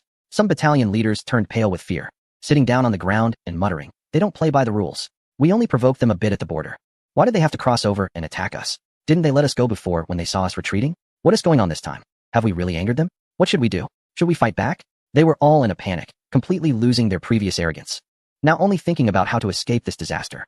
Just as they were in disarray, unsure of how to organize a counterattack, the mechs in the sky suddenly split into two formations.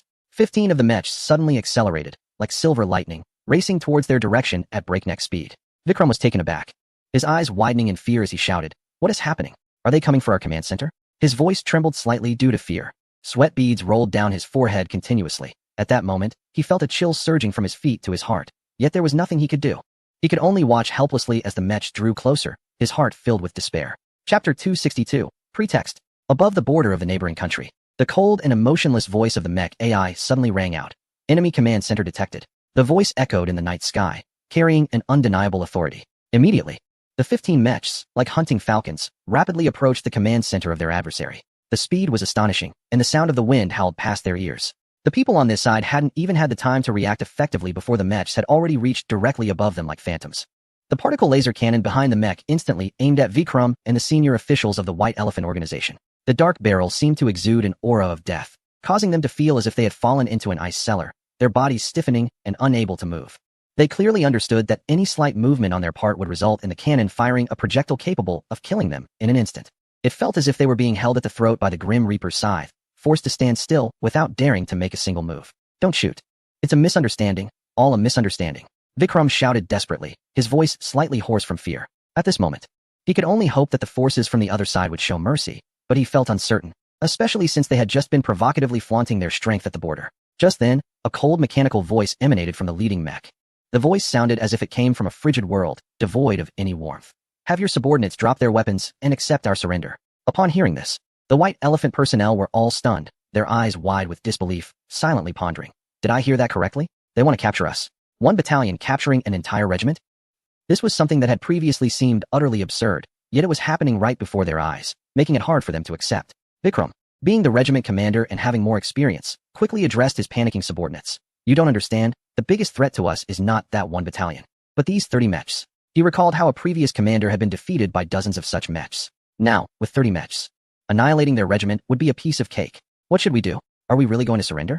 A battalion commander asked anxiously. His eyes were filled with panic and struggle. He didn't want to surrender easily, but was genuinely afraid of the powerful capabilities of the mechs. Vikram remembered General Kalen's earlier advice, weighed the pros and cons in his mind, and then said sternly to his subordinates, trust me, even if we surrender, the higher-ups won't blame us. But on the contrary, if we anger them, we might also provoke our superiors. With that, Vikram gritted his teeth and, in front of them, discarded his sidearm to show his stance. The others were momentarily stunned before reluctantly dropping their weapons as well. At this point, they had no other choice. They could only hope for a relatively favorable outcome after surrendering. Meanwhile, Zhang Debo was still pursuing the fleeing White Elephant soldiers, urging the troops forward while boosting the morale of the new recruits. Brothers, don't be afraid. This time we are going to make those White Elephant bastards submit. Don't fear death, show your fighting spirit. Yes, the soldiers responded in unison, their voices echoing like thunder, each of them burning with fierce determination, their morale reaching its peak. At this moment, they were all holding back their excitement, just waiting to catch up with the enemy soldiers and teach them a lesson. Just as they were about to engage in battle and ready for a fierce fight, an unexpected scene unfolded before their eyes. The soldiers who had been frantically fleeing suddenly stopped and stood there in a daze. The warriors immediately became vigilant, thinking that the enemy was organizing a counterattack, and they tightened their grips on their weapons, ready for action. However, the next scene left them astonished. One by one, the enemy soldiers dropped their weapons and raised their hands high, choosing to surrender. Jean de Bayos was momentarily taken aback, struggling to comprehend the situation and filled with confusion. What is going on? Why are they suddenly surrendering? Soon after, another 15 individual combat mechs that had advanced alongside them arrived, and the leading squad leader hurriedly explained, "Commander, our other unit has taken control of the enemy's command center, which is why they surrendered." Jean de Bayos was stunned for a few seconds, finding it hard to believe. After all, the enemy soldiers who had just been so aggressive were now surrendering so easily. But upon reflection, it seemed somewhat reasonable. The reputation of the individual combat mechs had already been established. They had once destroyed a formidable opponent with just a few units. And who was that opponent? In that region, they were quite a powerful force, and the capability of those mechs was evident. It was normal for the enemy soldiers to be fearful. Jean de Bayos quickly regained his composure and instructed his soldiers to secure the surrendered enemy troops. Then, accompanied by the mechs, they proceeded step by step towards the enemy command center. When they arrived, he immediately spotted Vikram. Just as he was about to say something, Vikram excitedly interjected, "You must be the commander of the Dragon Nation. It's all a misunderstanding. Please let me explain." His face was plastered with a flattering smile, trying to find an acceptable reason for his side's actions. Jean de Bayos was momentarily stunned, feeling a surge of anger, almost unable to hold back his frustration. But he forced himself to remain calm. He snorted coldly and disdainfully replied, "You sent a large army to our borders, and now you say it's a misunderstanding? I doubt that will convince us." Vikram hurriedly responded, "It really is a misunderstanding. Let me explain. We learned that your country is celebrating the new year, and we deeply appreciate the hardships your soldiers endure in this bitter winter while guarding the borders. So, we brought a lot of supplies to share with you and strengthen the friendship between our two nations. If you don't believe me, just look over there." As he spoke, he pointed in a direction, and everyone followed his gaze to see dozens of trucks lined up neatly not far away. The trucks were filled with various supplies, creating a spectacular sight under the moonlight. Chapter 263, A Great Victory. Jean de Bayos felt a bit bewildered. He never expected Vikram to pull such a stunt. He wondered what exactly was going on. The soldiers around him were equally confused, looking at each other with a sense of unease. Even the soldiers from Vikram's side seemed lost, silently observing the unfolding events. Except for Vikram, whose face was beaming with smiles as he cheerfully said, "Dear friends from the Dragon Nation, now you believe us, right?" He appeared genuinely sincere in delivering supplies and fostering friendship. Suddenly, Jean de Bayos asked, "Are these supplies all for us?" Vikram, seemingly worried that Jean de Bayos might not believe him, nodded vigorously and replied eagerly, "Of course. We hope you feel our deep friendship. We are friends." Jean de Bayos smiled, but there was a hint of something deeper in his expression as he responded, "Good friends. Truly good friends." He then stepped forward enthusiastically to shake hands with Vikram, the grip seemingly tightening a bit, which made Vikram feel a bit uneasy. Following that, Jean de Bayos turned to the soldiers and loudly commanded, "Bring the supplies back. We cannot neglect our friends' goodwill." The soldiers, receiving the order, quickly began to methodically transport the supplies towards their side. Vikram watched as truckloads of supplies were taken away, feeling a pang of regret in his heart. After all, those were supplies meant for their entire regiment for 3 days. And now they were all going to the Dragon Nation. However, he consoled himself that using these supplies to end this imminent farce and avoid greater conflict with the Dragon Nation was worth it. As the supplies were successfully taken away, Vikram cautiously asked, "My friend, are you satisfied?" Jean de Bayos grinned and replied, "Satisfied. Of course, satisfied." Vikram immediately felt relieved, thinking that as long as the Dragon Nation was satisfied, this crisis should be over. Just as he was about to say something else, perhaps to inquire if he and his men could be let go, Jean de Bayos leisurely continued, "I didn't expect you to be so polite. As a nation of etiquette, we also believe in reciprocity. How could we not return this kindness? How about this? Please come to our command post for some tea and snacks." Upon hearing this, Vikram's heart sank. He suddenly felt a sense of dread. He really didn't want to visit the command post of the Dragon Nation, as he had no idea what might happen there. So he quickly waved his hands and said, no need, let's skip that." Then he saw Jean de Bayos' eyes widen in anger, glaring at him with a commanding presence, as if to say, "What? Are you not giving us face?" The look in his eyes carried an undeniable authority, suggesting that if Vikram dared to refuse again, something unpleasant would surely follow. Vikram realized that the other party had seen through his little scheme. Knowing that he only wanted to use supplies to brush things off, and did not genuinely want to have any in-depth contact with the neighboring country, he sighed helplessly and gritted his teeth, saying, "Fine, I'll go with you." Jean de Bayos, seeing this, wiped the anger off his face and smiled again, saying, "That's more like it." Thus, under the watchful eyes of thousands of soldiers from the White Elephant faction, the neighboring country took away a large amount of their supplies. At the same time, they also captured their commander. Watching their colonel being taken away, the White Elephant soldiers stared at each other in disbelief. At that moment, General Karen, who was worried about the situation at the border, suddenly called, "Vikram, how is the border situation? Have you handled it properly according to my orders?" Who are you?" The one answering the phone was a company commander. "Dear General Karen, hello, I am a company commander under Colonel Vikram." General Karen frowned, his tone involuntarily filled with irritation. "Where's Vikram? Get him to the phone." The company commander, trembling, replied, "Report, General, our colonel. He was invited by the neighboring country for tea." General Karen exclaimed. What did you say? Vikram has been captured? The army from the neighboring country has come over? Facing General Karen's many questions, the company commander answered one by one. After learning that only Vikram had been captured and some supplies had been lost, General Karen finally breathed a sigh of relief. In his view, as long as they did not anger the neighboring country, these losses were nothing. However, his reaction surprised his subordinates. Is this still the undefeated General Karen? How could he face such bullying from the neighboring country without being upset, and even feel relieved? At the foot of the mountain, a child was watching everything happening at the border with wide eyes, anxiously observing the situation. Seeing the troops of the neighboring country withdrawing, he hurriedly turned and ran down the mountain to the village. The small figure appeared particularly urgent in the night. Soon, he returned to the village. This was a somewhat impoverished village. In the cold winter, many people still did not have warm clothing and carried heating stoves wherever they went. The villagers heard the commotion and all poked their heads out. Seeing it was the child, they surrounded him, nervously asking, Little Cam, what happened? Did the neighboring country attack? Did our soldiers hold them off? This conflict seems quite big. I even heard the sound of tanks. The neighboring country must be serious this time. Little Cam shrugged and helplessly said, I saw the neighboring country's troops crossing the border. Their tanks came over, and there were also mechas, very powerful.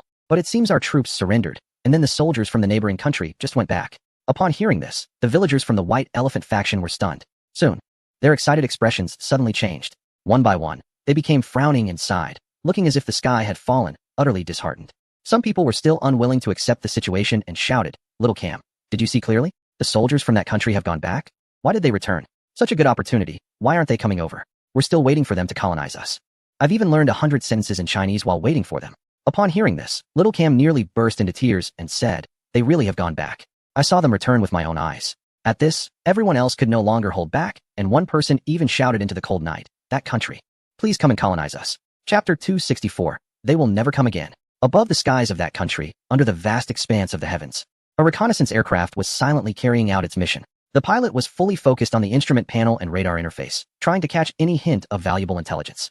Just then, a space mech appeared like a giant steel beast materializing out of thin air, slowly coming into view not far from him. The mech was enormous, its shadowy outline appearing even more majestic and imposing under the moonlight. When the reconnaissance pilot inadvertently glanced up and his gaze met the mech, his face instantly turned pale with fear, as if struck by lightning. His hands, which had been steadily gripping the control stick, began to tremble uncontrollably, and beads of sweat formed on his forehead, sliding down his cheeks. Countless terrifying thoughts flashed through his mind, and he instinctively wanted to maneuver the aircraft to escape from this overwhelming entity that filled him with dread.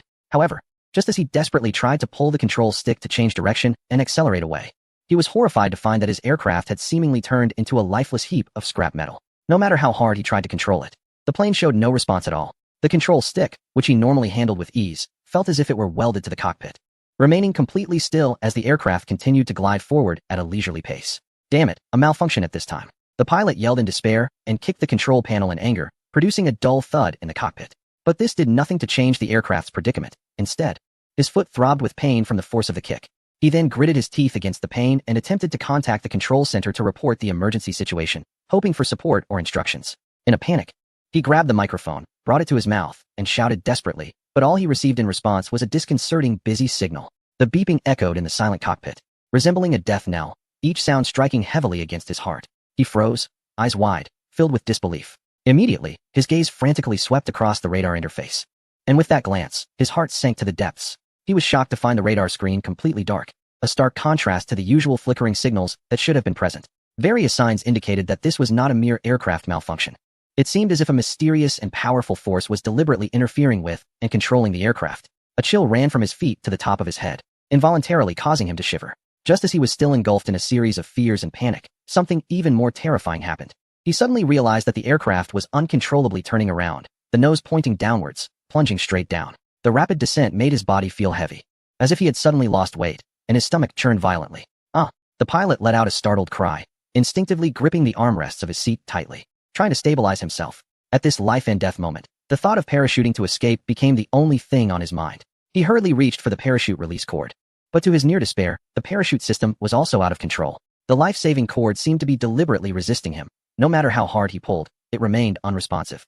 As the fighter jet drew closer to the ground, the shadow of death loomed over him. His eyes widened in despair, as if he could already see his impending gruesome end. Just at that critical moment, suddenly, the aircraft was yanked upward by an invisible force, soaring up again like a bullet shooting into the sky, ascending back into the air. The pilot was completely stunned, his eyes wide open, mouth agape. Unable to close it for a while, his expression frozen in that moment, filled with terror and bewilderment. He had no idea what was happening, especially that acrobatic ascent. With his years of flying experience and training, he knew it was impossible to execute. At that moment, the aircraft seemed to have a life of its own, performing various unbelievable maneuvers in the air. What on earth? He muttered to himself, his voice hoarse and weak with fear. No way. A moment later, the pilot seemed to have a sudden realization. A flash of insight crossed his mind, and he exclaimed in disbelief. The aircraft is being controlled. Someone is controlling my plane. As this thought emerged, the pilot was stunned. He had never heard of technology capable of controlling another's fighter jet in the modern warfare he was familiar with. This was beyond his comprehension. Just as he was desperately pondering to understand what was happening, the fighter jet again plummeted without warning. The rapid descent made his heart leap to his throat, and he gripped the control stick tightly, fully aware that it would be futile. But the instinctive will to survive drove him to make one last struggle. As he was about to crash to the ground, just when he thought he was truly doomed this time, the aircraft once again performed a steep climb, narrowly avoiding disaster. However, this nightmare scenario did not end there. The harrowing descent and ascent repeated 3 or 4 more times, each time feeling like a brush with death, completely breaking the pilot's mental state. Damn it! Damn it! Damn it! He could no longer control his emotions, his eyes bloodshot and wild like a crazed beast, frantically pressing the parachute button, which clicked loudly as if it might shatter under his force. He realized that he was clearly being treated like a toy, and he was certain that the ones orchestrating this were from a certain country. Just as he was thinking this, the aircraft's nose suddenly dropped again without warning. The momentum more forceful than before, plummeting toward the ground like a falling star. The pilot screamed in despair. At this moment, his mental state had completely collapsed, his eyes filled with hopelessness and regret.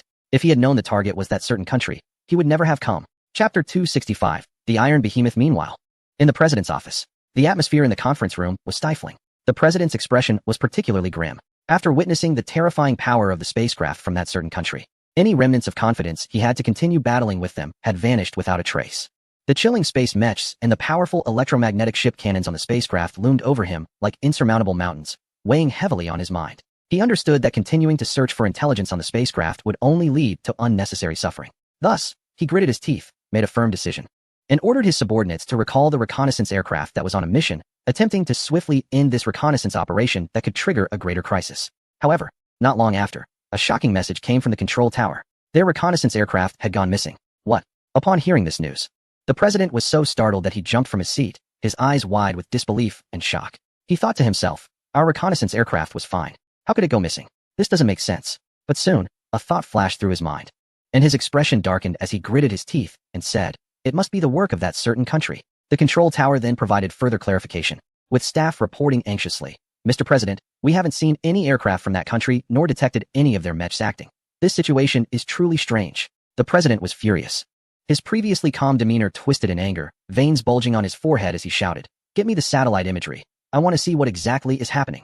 However, the satellite department soon delivered an even more despairing message. The person in charge responded helplessly, Mr. President, due to some signal interference, our satellites have not captured any images. We are truly powerless. Upon hearing this reply, the president began to feel a profound fear deep in his bones. The methods of the other nation increasingly frightened him. The invisible, intangible, yet omnipresent deterrence felt like an invisible net tightly enveloping him, leaving him breathless and powerless. General Derrick, observing the president's panicked expression, hesitated for a moment before mustering the courage to ask, Mr. President, should we still take action against their aerospace carrier? Hearing this, the president reacted as if he had heard the biggest joke, shaking his head with a bitter smile, his voice filled with a strong sense of helplessness and fear, saying, I would be grateful if they don't turn the tables on us. Our reconnaissance aircraft may have already been destroyed. Let us contact our carrier fleet immediately. I declare the dragon hunting plan cancelled. Bring them back. After speaking, he seemed to exhaust all his strength, slumping weakly in his seat, staring blankly ahead with hollow and confused eyes. A few minutes earlier, 100 nautical miles off the southern waters of the other nation, the carrier battle group was advancing steadily toward the target area. The carriers resembled steel behemoths on the sea, steady as a mountain against the crashing waves. Various advanced weapons on the hull shimmered in the moonlight. Before this deployment, they were equipped with the most advanced defense and weapon systems. Missiles were neatly lined up on the launchers, and even nuclear weapons were loaded aboard the carriers, ready to unleash devastating power at a moment's notice. General Schlad stood in the command room of the carrier, gazing out at the vast sea, filled with anticipation for the impending battle. His eyes burned with the flames of revenge, as previously. 3 strategic vessels from the other nation had used their formidable firepower to scare away 2 of his carrier battle groups, which had been a disgrace for their navy on the international stage, making them the laughingstock of navies worldwide. Now, the whole world looked down on their navy, which was undoubtedly a great humiliation for their typically proud nation, and General Schlad was determined to avenge this disgrace. Thus, he prepared thoroughly for this mission. ensuring that both the ammunition supplies and the soldiers' pre-battle training were perfect. Before the battle, he stood on the deck, facing the spirited soldiers, and passionately rallied them, saying, "Warriors, our previous strategic retreat was seen by the world as a retreat. Now, the world is watching us, mocking our weakness. This shame must be washed away by our own hands. We must let the world know that our Navy is still the invincible maritime force." Do the soldiers have confidence? Yes, they shouted in unison.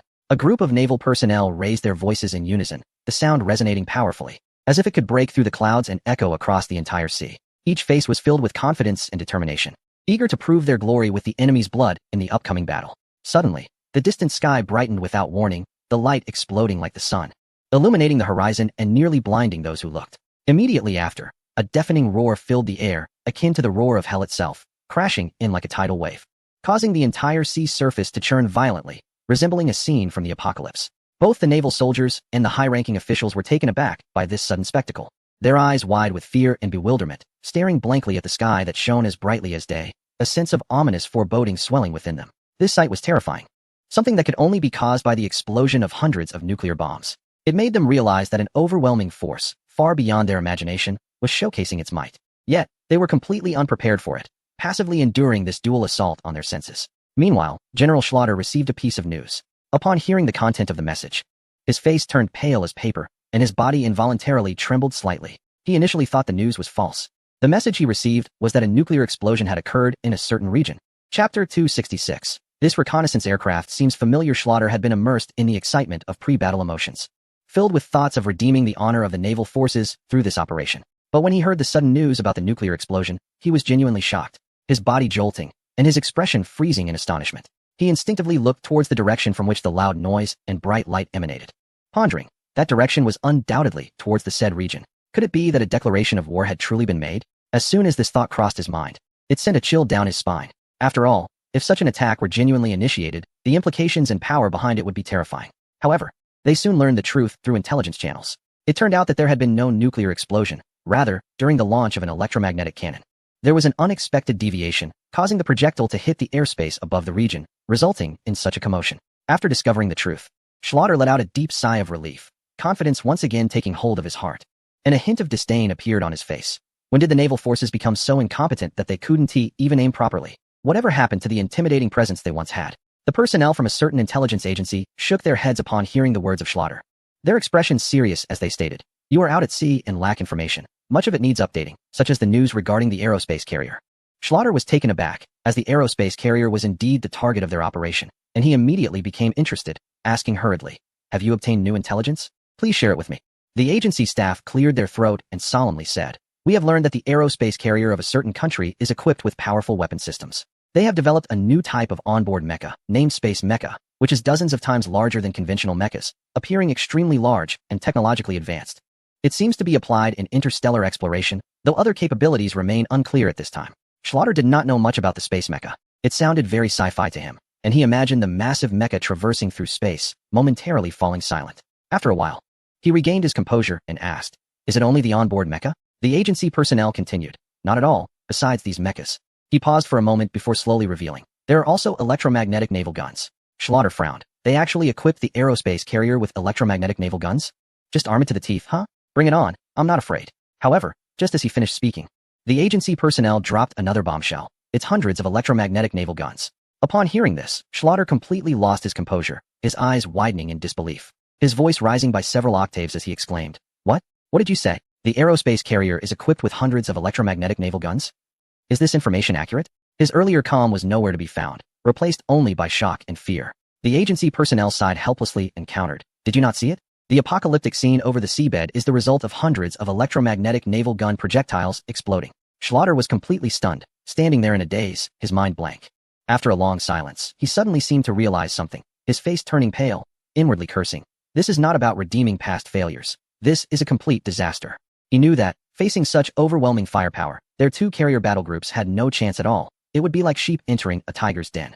After hanging up the phone, his subordinates were still surrounding Schlaughter, discussing the battle plan in a flurry of voices. Someone suggested, "General, should we employ some small tactics?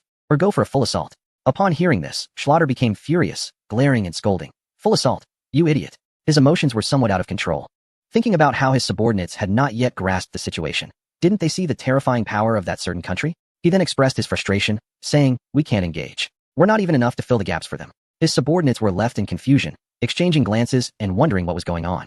Just moments ago, General Schlatter was not like this. How could he suddenly back down after receiving a phone call? They truly couldn't understand the drastic change in his demeanor. On the other hand, the commander of another aircraft carrier fleet, Constant, was quite critical of Schlatter's cowardice. He had always considered himself exceptionally brave and had blind confidence in the strength of his naval forces. Seeing Schlatter's retreating stance, he immediately stepped forward and said bluntly, "Schlatter, if you're afraid, you can take a helicopter and leave your troops to me. If you don't dare to fight, then let me take command." In his view, Schlatter was backing down at a crucial moment, losing face for his navy, and he didn't want to miss this opportunity to prove himself. Schlatter, hearing this, was more than happy to agree. He had no desire to charge into a battle he knew he would lose. Without hesitation, he replied, "No problem. Since you're so confident, go ahead." This left General Constant bewildered. He looked at the man before him in disbelief, feeling very surprised. Usually, if someone dared to speak to Schlatter like that, they would have been kicked overboard already. But now, Schlatter was genuinely backing down, which was completely out of character for him. What had happened? A big question mark appeared in Constant's mind, and he sensed that things might not be as simple as they seemed. At that moment, Schlatter spoke up again, feeling obligated to inform Constant about the situation, as it concerned the survival of the entire fleet. He proceeded to share all the intel he had received regarding the aerospace carrier from certain intelligence sources, without holding anything back. When Constant heard that the aerospace carrier was equipped with hundreds of electromagnetic cannons, he felt like he had been electrocuted, trembling uncontrollably with fear. His eyes widened in disbelief as he asked, "Schlatter, are you sure you're not lying to me?" His voice trembled slightly with tension. Schlatter shrugged, looking helpless, and replied, "General Constant, if I were lying to you, I'd be a puppy." Seeing Schlatter's serious expression, Constant knew he wasn't lying, and his heart sank. He believed Schlatter's words and realized the seriousness of the situation. He quickly turned around, hurrying as if there was something urgent to attend to. Schlatter was taken aback and hurriedly asked, "What are you doing?" Constant turned to look at him and said slowly and clearly, "What do you think?" "Of course, I'm ordering our fleet to retreat. Otherwise, what is the point? Remember when 3 strategic ships scared off our 2 carrier battle groups? Now, the firepower of the aerospace carrier is equivalent to hundreds of strategic ships, 100 times the previous firepower. What are we even fighting for? To give experience points to them? Don't be fooled by the number of our ships. We're not even enough for them to level up. We must retreat." He quickened his pace towards the command center, preparing to issue the order to retreat. Both fleet commanders had decided to withdraw, but at that moment, one of them expressed concern. But what about the order from the leader? After all, disobeying a leader's command was no trivial matter. Serious consequences could follow upon their return, which worried him. The other commander halted, caught in a dilemma. If they retreated now, they might be branded as cowards, leaving a stain on their records that would make it difficult for them to hold their heads high in the military. However, not retreating in the face of the formidable firepower from the enemy's advanced ships would undoubtedly be a death sentence, putting them in a precarious position. Fortunately, just as they were grappling with their decision, a call came through. One of them quickly answered, and on the other end, the leader urgently instructed, "Abandon the mission. We've received new intelligence that the enemy ships are equipped with numerous weapons. You are no match for them. Return immediately.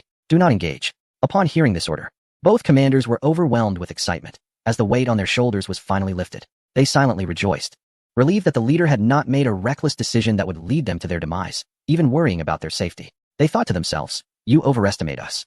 We are not foolish enough to throw our lives away." After receiving the retreat order, both fleets swiftly turned their ships around and began their rapid withdrawal. The warships carved white arcs across the sea surface, quickly disappearing from the southern waters of the enemy's territory, leaving behind a gradually calming sea.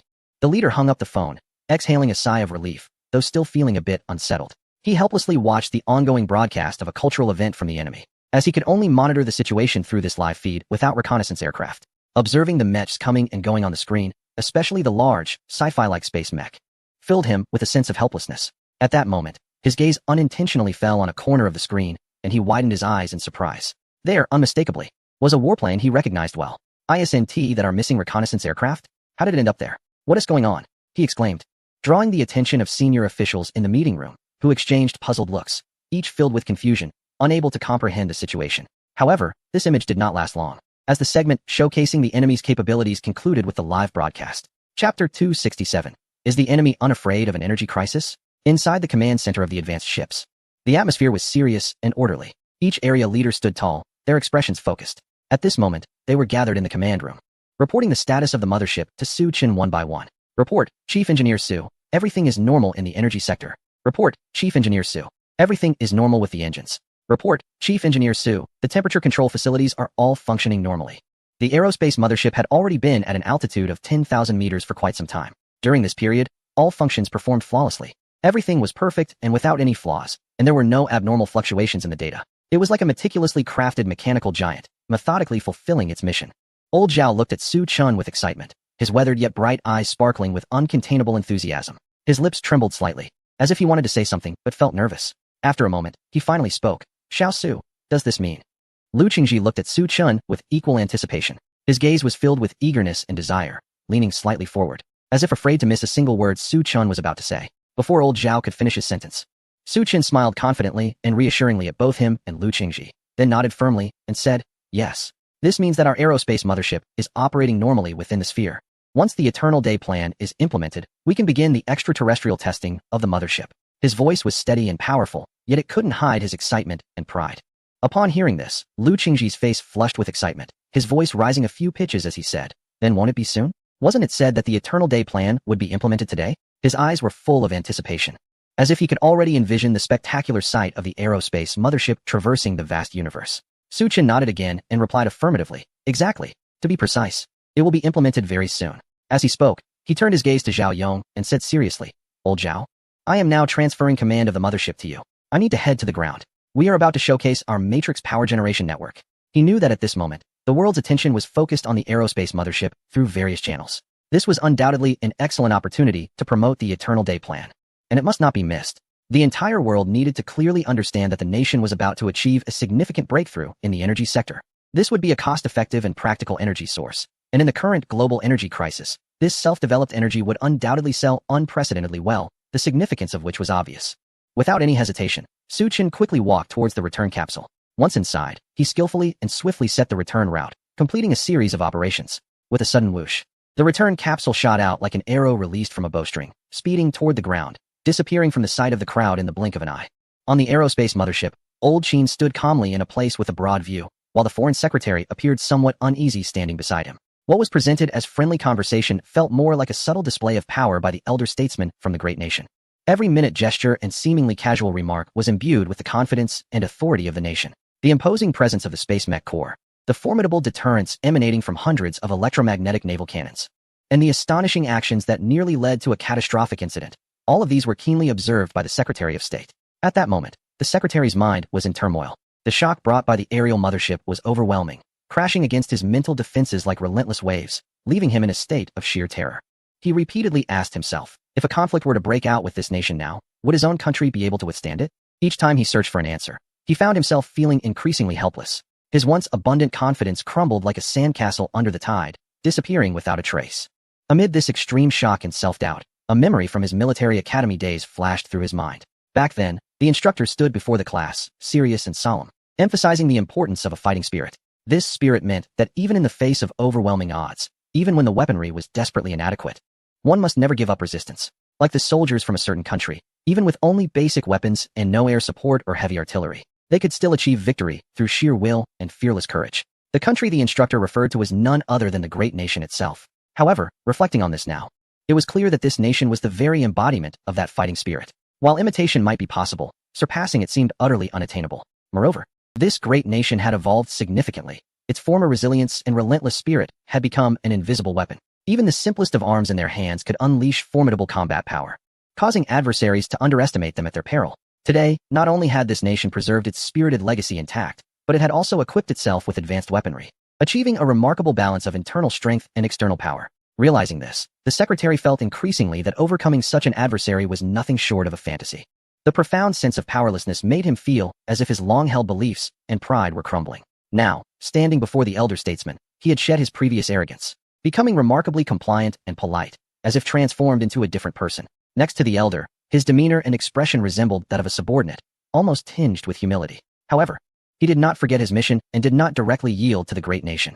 Instead, he began to contemplate alternative avenues to find a breakthrough. Thus, he intentionally or unintentionally started to inquire about the energy situation of this great nation. He was pondering to himself that although the sky mothership of the Dragon Country looked majestic and imposing, the premise was that this huge vessel needed energy support. Without sufficient energy, it would just be an empty shell, unable to fly at all. If it couldn't take off, what good would it be? No matter how powerful it seemed, the more he thought about it, the more he felt that the energy plan his country had formulated back then was absolutely necessary. But unfortunately, progress seemed to have been quite slow. He glanced at Mr. Qin, sweeping his eyes over the massive sky mothership, then deliberately adopted a curious tone to inquire. Mr. Qin, Such a terrifying behemoth as the Sky Mothership must consume unimaginable amounts of energy, right? Your country is currently mired in an energy crisis. Can you still sustain it? As he spoke, his eyes darted around, and a sudden idea struck him. He thought he had found a point of negotiation with the Dragon Country and immediately plastered a seemingly sincere smile on his face, cheerfully suggesting, coincidentally, our country has stored a considerable amount of energy. How about we help your country solve the energy crisis in exchange for your country's Sky Mothership manufacturing technology? What do you think of this proposal? In his view, he had come up with a win-win solution that not only helped the Dragon Country resolve its pressing energy issues, stabilizing the somewhat chaotic situation at home due to the energy crisis, but also allowed his country to obtain the long-desired manufacturing technology for the Sky Mothership, truly a twofold benefit. However, this proposal only sounded ludicrous to Mr. Qin. He merely glanced at him with a smile, his eyes filled with sarcasm, as if he could see right through his little scheme. This silent response made the Secretary of State feel a burning embarrassment, wishing he could find a hole to hide in, feeling awkward, and wanting to disappear immediately. He realized that he might have been a bit too hasty. The proposal did indeed come off as somewhat abrupt, yet he still felt that his idea wasn't wrong. Wasn't the Dragon Country currently struggling with an energy crisis? This was clearly a win-win approach. Or was it that the Dragon Country wasn't afraid of an energy crisis at all? Chapter 268. Why is it this young man again? At this moment, the eyes of the entire world seemed to be drawn to the live broadcast of the Dragon Country's Spring Festival Gala, like a giant magnet. Although it was the middle of the night in the Dragon Country, a time for people to rest, countless citizens, taking advantage of the holiday, cast aside their drowsiness and stayed up in front of the screens. They were filled with excitement and pride, eager to witness this moment that would shock the world. When the magnificent figure of the Sky Mothership appeared on the live broadcast, it instantly ignited a frenzy around the globe. People from various countries marveled and discussed it enthusiastically. Meanwhile, the citizens of the Dragon Country felt an unprecedented sense of security from this event, especially the actions of that certain country. Although there was no actual nuclear strike, the powerful deterrence and the strong attitude displayed have already made the citizens of the Dragon Country feel a sense of relief, as if the pent-up frustration in their hearts had finally been released, leading to a nationwide celebration. In fact, the Dragon Country's actions were not driven by fear of public opinion, but rather out of consideration for the many compatriots who used to work there. They are innocent, and the Dragon Country does not wish for military actions to harm these individuals. However, it must be said that this year's Spring Festival Gala is undoubtedly the most satisfying one for the public in history. Even in the early hours, many people remained glued to their televisions and mobile devices, not wanting to miss any subsequent programs. They were all eagerly anticipating what surprises the Dragon Country would bring to the world next. Their wait was certainly worth it. Before long, the charming face of the gala host reappeared on stage. With a smile, the host spoke in an infectious tone. Dear viewers, I believe you are still immersed in the excitement brought by the aerospace carrier from our national defense industry. But unfortunately, this segment has come to an end. However, do not be disheartened. At this point, the host deliberately paused, scanning the audience's expectant eyes, then raised their voice to continue, because we have prepared new program surprises for everyone. Upon hearing this, the high-ranking officials from various countries, still caught up in the significant threat posed by the Dragon Country's aerospace carrier, seemed to be jolted awake, all startled, especially from that certain country. Their leader, who had been sitting and thought about strategies to respond to the Dragon Country, suddenly stood up, swaying slightly due to the abrupt movement. All the officials immediately turned their attention to the television screen, their faces filled with shock and tension. What does this mean? This isn't all the Dragon Country has. They still have undisclosed capabilities? The leader widened their eyes, murmuring in disbelief. It's important to note that the aerospace carrier equipped with numerous electromagnetic cannons and the mech army composed of dozens of space mechs, with such overwhelmingly powerful configurations, had already made them feel that the military strength of the Dragon Country was beyond imagination. Yet now they were being told there was more to come. The leader couldn't help but think, is the Dragon Country a broadcaster? What else with all these program effects? The tone was filled with helplessness and deep apprehension. Meanwhile, in a hospital room in that certain country, as the host mentioned, the awakened director of a certain agency was half reclining on the bed, staring blankly at the television screen.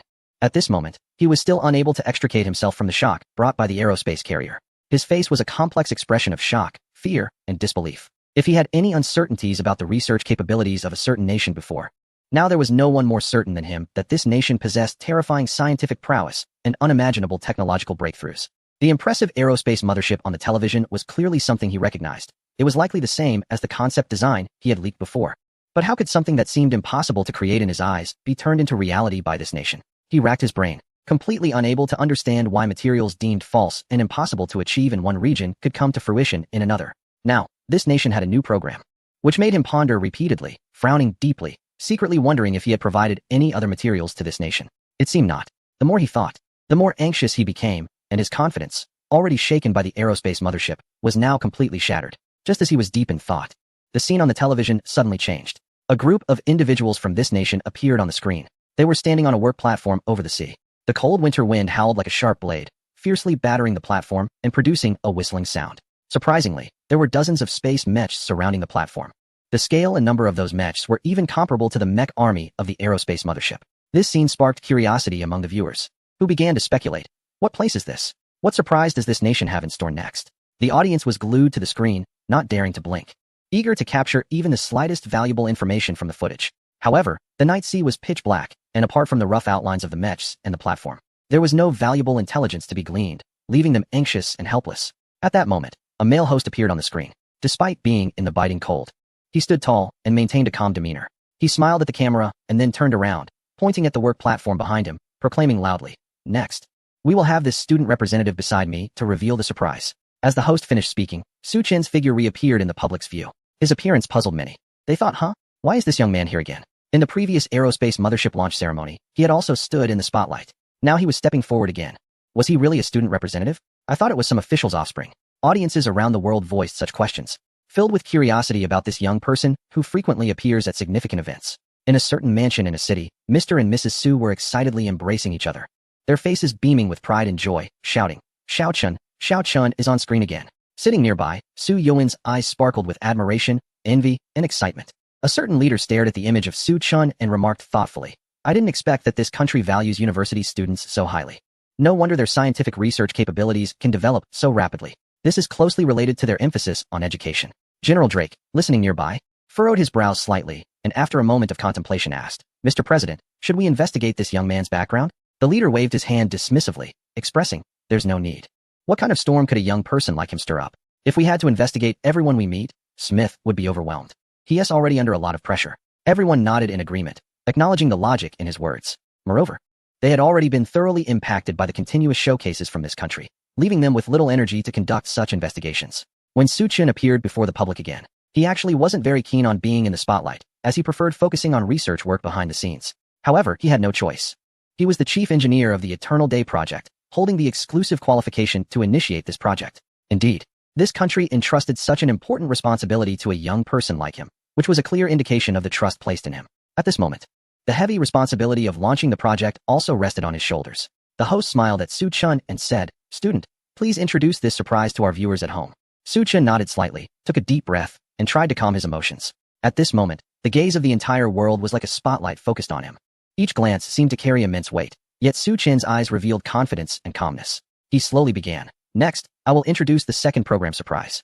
As he spoke, Su Chun raised his hand and pointed to the large working platform partially submerged in the sea behind him. Then continued in a steady and powerful voice. This is our latest achievement, the Controllable Nuclear Fusion Matrix Power Generation Network, codenamed the Eternal Day Project. As soon as he said this, the entire world seemed to fall silent, as if time had frozen at that moment.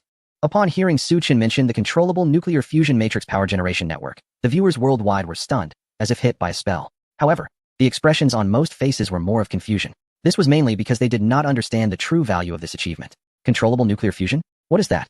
Is it impressive? I've never heard of it. Many ordinary viewers felt puzzled in their hearts, confused by this unfamiliar term. However, they also understood that for their country to make such a grand announcement about an achievement during a globally watched program like the Spring Festival Gala, it must be significant.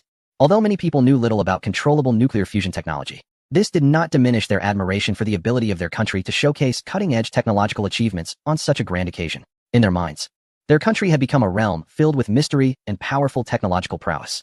Those who truly understood controllable nuclear fusion technology were momentarily left speechless by the shock they felt. The inner turmoil was akin to a magnitude 10 earthquake. Especially on the other side, scientists were left wide-eyed and exchanging glances upon hearing the news. The entire space fell into a silent stillness. Sometimes, such silence can emphasize the seriousness of a situation more than noise. Could it be that their country had mastered controllable nuclear fusion? This was a technology they hadn't even made a breakthrough in, yet their country had achieved it? Impossible. They must be joking. With their technology, controllable nuclear fusion was simply unattainable. One scientist was filled with disbelief, shaking his head vigorously as if trying to shake the news from his mind. Yet those words were like sharp nails, deeply embedded in his thoughts, refusing to fade away. But didn't they forget? Recently, their country seemed to have made significant moves, recalling all nuclear physics experts back home. Could it be that they really had a breakthrough? Moreover, they had recently mastered room temperature superconducting technology, and now had controllable nuclear fusion. Another scientist furrowed his brows, recalling various signs from before while muttering to himself. his voice filled with concern and awe. A certain leader stared blankly at the screen, veins bulging on his forehead as if worms were wriggling beneath his skin. His hands were clenched into fists, joints cracking from the strain. His eyes revealed a mix of anger and unwillingness as he exclaimed, "Controllable nuclear fusion? How could they possibly master controllable nuclear fusion? No, this is fake. It must be fake. They must be fooling the entire world." He repeatedly told himself that this couldn't be true. How could their country achieve such a monumental technological breakthrough in such a short time? He simply could not believe this fact, as if admitting it would mean his side had completely lost the technological race. Meanwhile, lying on a hospital bed, another individual, originally lost in thought about the aerospace mothership, was disturbed by the news. But when he heard the mention of the controllable nuclear fusion matrix power generation network, it felt as if he had been struck by a powerful electric current, instantly sitting upright. At that moment, he felt a tingling sensation on his scalp, a deep sense of fear and shock rising from the depths of his heart. A layer of sweat had appeared on his forehead without him realizing it, and beads of sweat as big as beans slid down his cheeks. His hands trembled uncontrollably, like leaves in the wind, as if he had heard some terrifying news. Are the scientists in that region all crazy? How could they even create something like this? Smith was screaming in horror in his mind. His brain felt like a high-speed machine, constantly turning, trying to make sense of everything. Suddenly, his pupils dilated, and a memory struck him like a lightning bolt.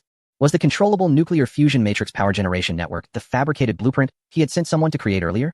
Thinking of this, Smith felt completely stunned. His body felt as if it had fallen into an ice cellar, cold all over. My goodness, those scientists are serious. That blueprint was all fake. It only mentioned the concept of nuclear fusion, and you managed to realize it? Moreover, he recalled what Su Chun had said before and realized that the situation was far more serious than he had imagined. That region had not only broken through the controllable nuclear fusion technology, but had also achieved practical application. They had even built a network. It was simply a miraculous tale. The more Smith thought about it, the more absurd it seemed. He even began to doubt whether he was dreaming or if he was hallucinating due to the recent stress. He instinctively pinched his arm, and a sharp pain reminded him that all of this was real, not a dream. Once he confirmed that everything was reality and not a dream, he suddenly felt weak all over. It was as if all his strength had been drained away, and he lay down on the bed, staring blankly at the ceiling, his mind a complete blank, not knowing what to think. He didn't know how long this lasted before he sat up again. At that moment, it seemed he had figured out some things and had made some kind of decision. Then, he decided to run away. Chapter 270. Announcing the Eternal Day Plan. I can't stay here any longer. It seems I must escape. Smith thought to himself. He knew that once this matter was discovered by the higher-ups, he would definitely be finished. And the Secretary of State was aware that his deceitful plan had prompted that region to create the aerospace aircraft carrier. He wasn't sure if the Secretary of State had considered this angle, but he didn't dare to take the risk. He had to plan for his escape. Others who knew about the deceitful plan were manageable, but how could he handle the Secretary of State? Smith recalled how he had boasted about the brilliance of the aerospace aircraft carrier deceitful plan when introducing it to the Secretary of State, and now looking back, he felt nothing but regret. He weighed the pros and cons in his mind, contemplating his escape route. He realized he had to run to a safe place, and that region seemed to be the best choice at the moment. But the problem was, he worked in intelligence. That region might not accept him. What kind of intelligence agent would defect like this? Those who are unaware might think he is deliberately doing this to infiltrate the enemy. He must show his sincerity to the Dragon Nation. But how can he make the Dragon Nation feel his sincerity? Suddenly, Smith had a brilliant idea. He gritted his teeth and thought, why not be more straightforward? He decided to package all the information that hadn't been leaked yet and bring it to the Dragon Nation. You can produce, right? Then go ahead and do it. Inside the aerospace carrier, the atmosphere was subtle and tense. The Secretary of State was still persistently trying to negotiate cooperation with the Dragon Nation. Mr. Qin, what do you think of my proposal? The Secretary wore a broad smile, but his eyes revealed a hint of cunning, attempting to impress Mr. Qin with seemingly enticing conditions. In addition to providing energy assistance to help your country through the energy crisis, we can also offer a variety of technical support. Although your military technology is indeed quite advanced, as everyone can see, a nation's strength cannot rely solely on military capabilities. The electronic industry and other sectors must also be robust. In these areas, we can provide support and assistance. All your country needs to do is share the aerospace carrier technology with us. He spoke eloquently, as if he could already envision the Dragon Nation happily accepting the cooperation. However, Mr. Qin merely responded coolly, I can't make the decision, and even those who can may not agree to your proposal. His tone was neither warm nor cold, instantly dousing the Secretary's enthusiasm like cold water, leaving him feeling both awkward and angry. Yet, on the aerospace carrier of the Dragon Nation, he could only suppress these emotions deep inside, not daring to show any sign of it. He secretly snorted, thinking, so you're pretending to be aloof, huh? Wait until you can't hold on any longer, and the energy crisis strikes, then you'll realize how good my proposal was and what you missed out on. In his view, although the aerospace carrier was incredibly powerful, it was also an enormous energy consumer. The electromagnetic artillery, the space mechas, each was a significant drain on energy. He believed the Dragon Nation might be capable of producing such advanced equipment, but they might not be able to bear the high energy consumption in the long run. With this thought, the secretary's concerns about the aerospace carrier gradually diminished, and he even began to feel that this seemingly terrifying giant wasn't as frightening as he had imagined. Just as this thought crossed his mind, Mr. Cheen suddenly said, "The tour of the aerospace carrier ends here." Upon hearing this, the secretary felt somewhat reluctant. He had hoped to gather more useful information, and ending the tour early did not meet his expectations. Just as he was about to ingratiate himself and insist on a little more time, Mr. Cheen continued, "We have a new program for you to observe, Secretary." Hearing this, the secretary was taken aback, a hint of confusion crossing his face. The Dragon Nation has a program? He hesitated for a moment, weighing the pros and cons, and then nodded. Although he was eager to continue gathering intelligence on the aerospace aircraft carrier, he was even more curious about the new program that the country was preparing. Could it be something entirely new that would shock the world? Various alarming thoughts flashed through his mind. Could it be a new weapon? The moment he thought of this, his nerves tensed up, and he anxiously asked Mr. Cheen, "Mr. Cheen, this new program isn't another weapon, is it?" Mr. Cheen chuckled and gently waved his hand, saying, "Rest assured, Mr. Secretary, the new program is not a weapon." Upon hearing this, the secretary finally relaxed, secretly relieved that it wasn't a weapon. The weapons from this country had already caused quite a stir. If new weapons were introduced, it would be unbearable. He then followed Mr. Cheen to the conference room, where the ground network was already connected, and the screen was playing snippets of the new Spring Festival Gala program. When he saw Su Chen's figure appear on the television again, the secretary couldn't help but pause. He felt that this young man looked somewhat familiar and quickly asked Mr. Cheen, "Isn't this young man the one who attended the launch ceremony with us? Who is he? And why did he participate in the aerospace aircraft carrier launch ceremony and the second program?" Mr. Cheen chuckled again and replied, He is our chief designer for the aerospace aircraft carrier, and also the chief engineer for our second program." At this, the secretary was taken aback, his eyes wide with disbelief, as if he had heard an absurd joke. After 2 seconds, he suddenly laughed, saying, "Mr. Cheen, you really enjoy joking." To him, it seemed impossible for such a young person to hold such an important position. Mr. Cheen also laughed, thinking to himself, "I knew you wouldn't believe it." He continued, "Actually, he is a representative from our university. We place great importance on education, so for such an important occasion, we invited a university student representative." The secretary nodded, not finding anything inappropriate about it. After all, in his view, it wasn't uncommon for university representatives to participate in significant events. He didn't delve deeper, but keenly picked up on a point in Mr. Cheen's words. The second program is an engineering project? As soon as this thought crossed his mind, he felt as though an electric current surged through him, his body slightly jolting. He quickly realized, could it be an energy project? Is the country really preparing to start burning coal nationwide? If that were the case, it would basically confirm that the country was indeed deep in an energy crisis. Thinking of this, his eyes widened, and he focused intently on the program, eager to find answers. At that moment, Su Chen began to announce the second surprise, the Eternal Day Project, a controllable nuclear fusion matrix power generation network. When this surprise was fully revealed and reached the secretary's ears, the nearly 50-year-old man felt as if thunder was rolling in his head, and he was instantly stunned. Controllable nuclear fusion. The nation is not relying on coal, but has mastered controllable nuclear fusion. He was shouting wildly in his mind, fully aware of what controllable nuclear fusion is, an advanced technology capable of providing vast amounts of clean energy. A project that has been a major focus for certain countries. Once mastered, it could bring endless energy advantages to the nation and change the entire global energy landscape. However, they had been struggling in this field for a long time without achieving even a slight breakthrough. But now, he had heard that the nation had actually mastered it, and even applied it. At that moment, the Secretary of State could no longer maintain his calm demeanor in front of the media. He was truly taken aback, his expression instantly freezing, then shifting to extreme shock and panic. He had originally thought that the energy crisis he orchestrated would bring the nation down, but unexpectedly, they had achieved a significant leap in the energy sector where they excelled by mastering controllable nuclear fusion technology. No, the Secretary of State repeatedly denied this fact in his mind. He could not believe that the nation could master controllable nuclear fusion, no matter what. His heart was engulfed in extreme struggle and chaos. The Secretary of State was going crazy. Chapter 271, Preparing to Ignite. In the eastern sea of the nation, a nuclear fusion matrix network power generation base stood tall, resembling a technological lighthouse carrying the hopes of human civilization. At this moment, Su Chen was standing at the center of the Spring Festival Gala camera, tall and solemn. He was about to formally announce to the world another epic-making achievement of the nation. However, this great technological achievement, which should symbolize the progress of all humanity, was seen as a thorn in the eyes of certain ill-intentioned individuals, filling them with jealousy and resentment, especially on the side of certain countries. When they heard that the nation had mastered controllable nuclear fusion technology, the high-ranking officials and many related individuals across the country were on the brink of collapse. They had long prided themselves on being a technological powerhouse, leading in many key technology fields. Controllable nuclear fusion was a core project in which they had invested significant human, material, and financial resources but had never achieved substantial breakthroughs. Now, however, they found themselves overtaken by the nation, and this reality struck them like a heavy blow to the heart. They could not accept such a heavy setback.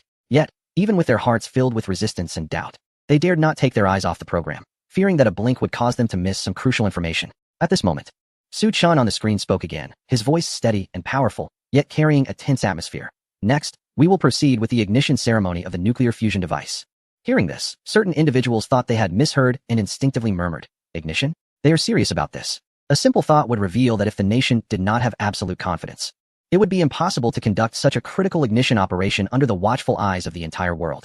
Yet even so, the stubborn disbelief in their hearts still dominated, unwilling to admit that the nation truly had mastered nuclear fusion power generation technology, as if merely refusing to believe would somehow make it untrue.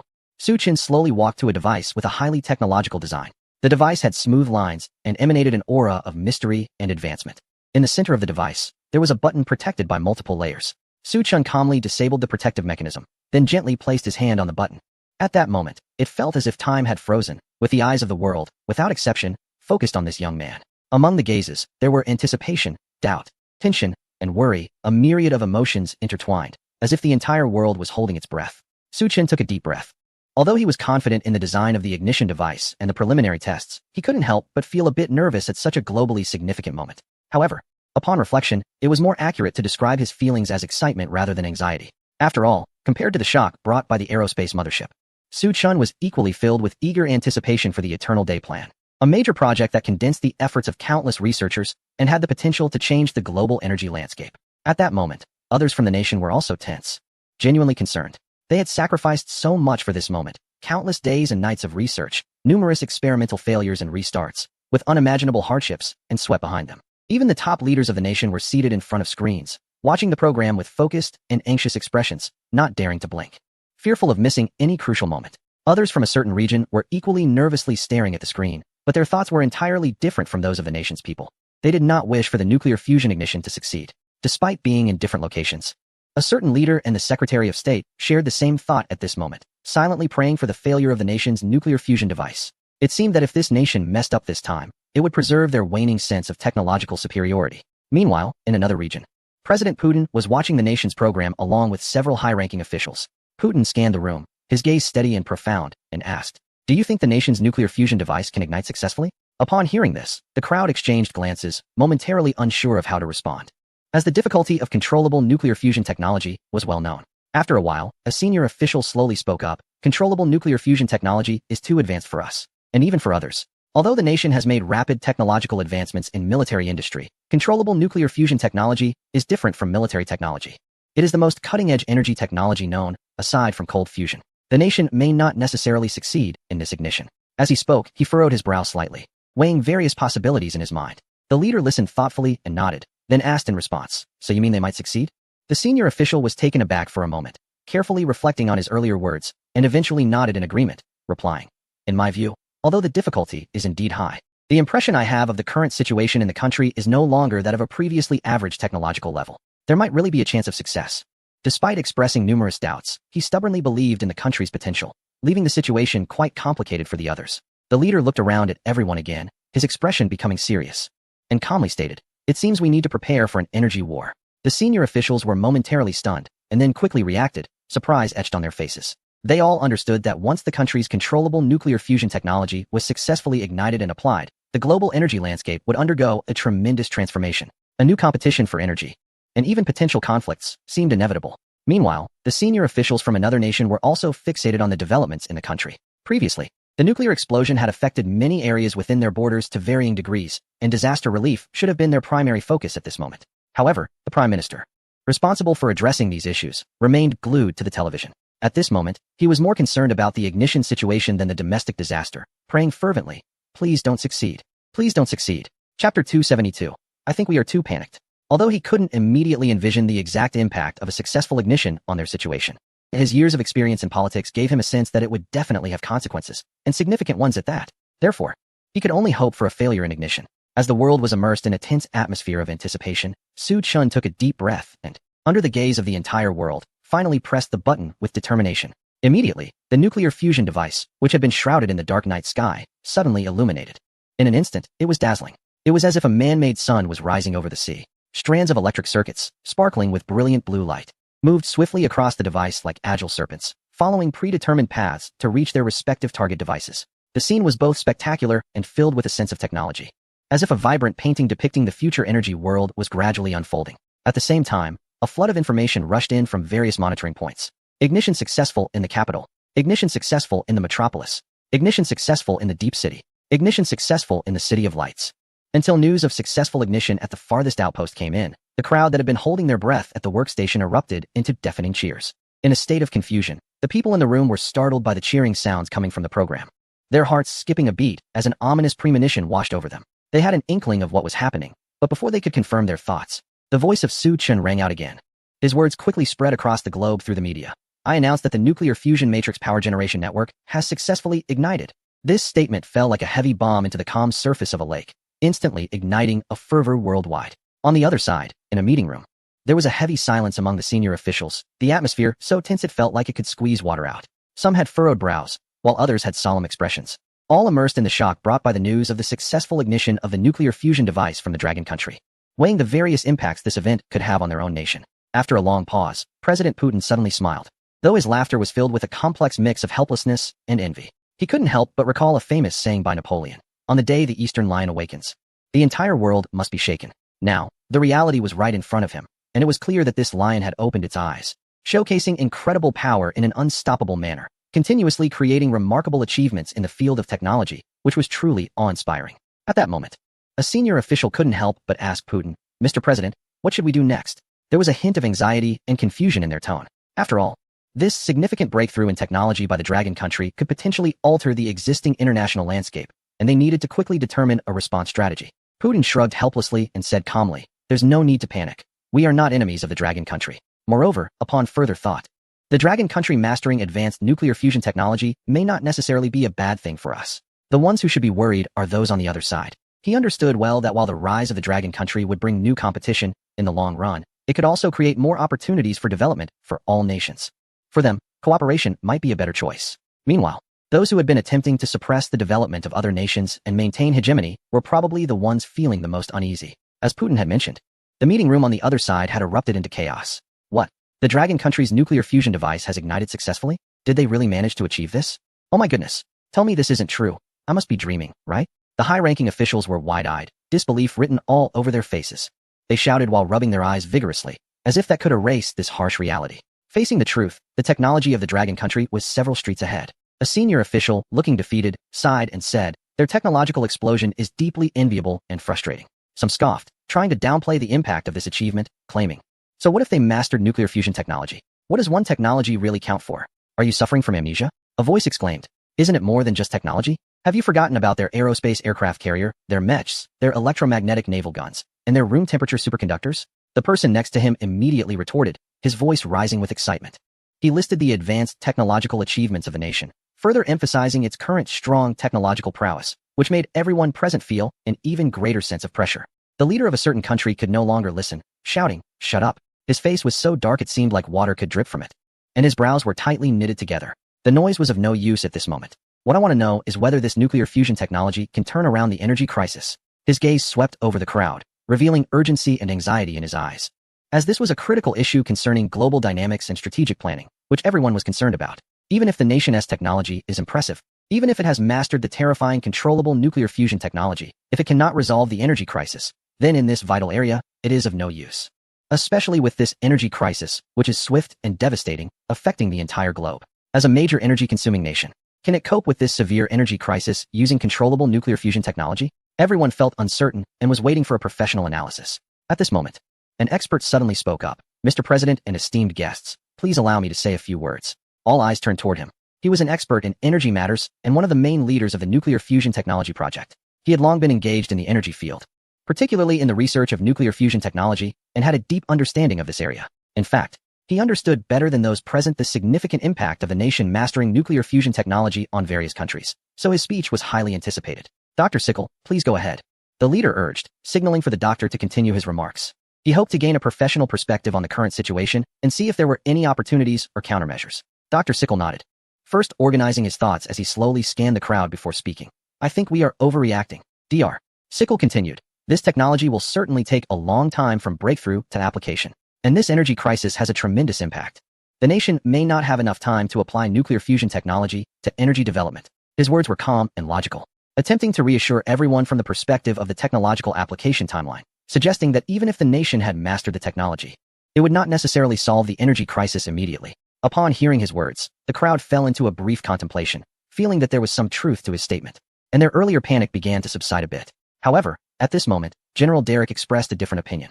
He furrowed his brow and said, "Dr. Sickle, it seems you haven't been paying close attention to this program. It appears that the country in question has already applied nuclear fusion to their energy generation projects." His words reignited the concerns that had just subsided among the crowd, and everyone nodded in agreement, as they had all witnessed the successful ignition and various applications showcased by that country in the program. Dr. Sickle also nodded and said, "You're not wrong, but in fact, this country is vast and has a large population, leading to an enormous demand for energy. As far as I know, they have only been conducting nuclear fusion research for about a year. The fact that they have made breakthroughs in nuclear fusion technology is already quite alarming, and achieving practical applications would be nothing short of a miracle. However, I do not believe they can implement it on a large scale. Even if they have achieved some applications, the energy crisis they face is significant and may not be resolved in time." At this point, everyone finally understood Dr. Sickle's meaning. The panic and despair caused by the successful ignition of nuclear fusion in that country felt as if they had been injected with a strong dose of confidence, and they perked up again. A glimmer of hope appeared in Biden's eyes once more. "Yes," he exclaimed, seemingly having found a solid basis for his thoughts, his voice involuntarily rising a few notches. "So, by combining their project with this program and presenting it to the world, they are actually trying to boost the confidence of their people. The more they do this, the more it indicates that they are merely putting up a strong front while being weak inside. In fact, they won't be able to hold on for much longer." As he spoke, he continuously reinforced this idea in his mind, feeling as if he had seen through the tricks of that country. Considering their usual low profile, he felt even more convinced that this time was different.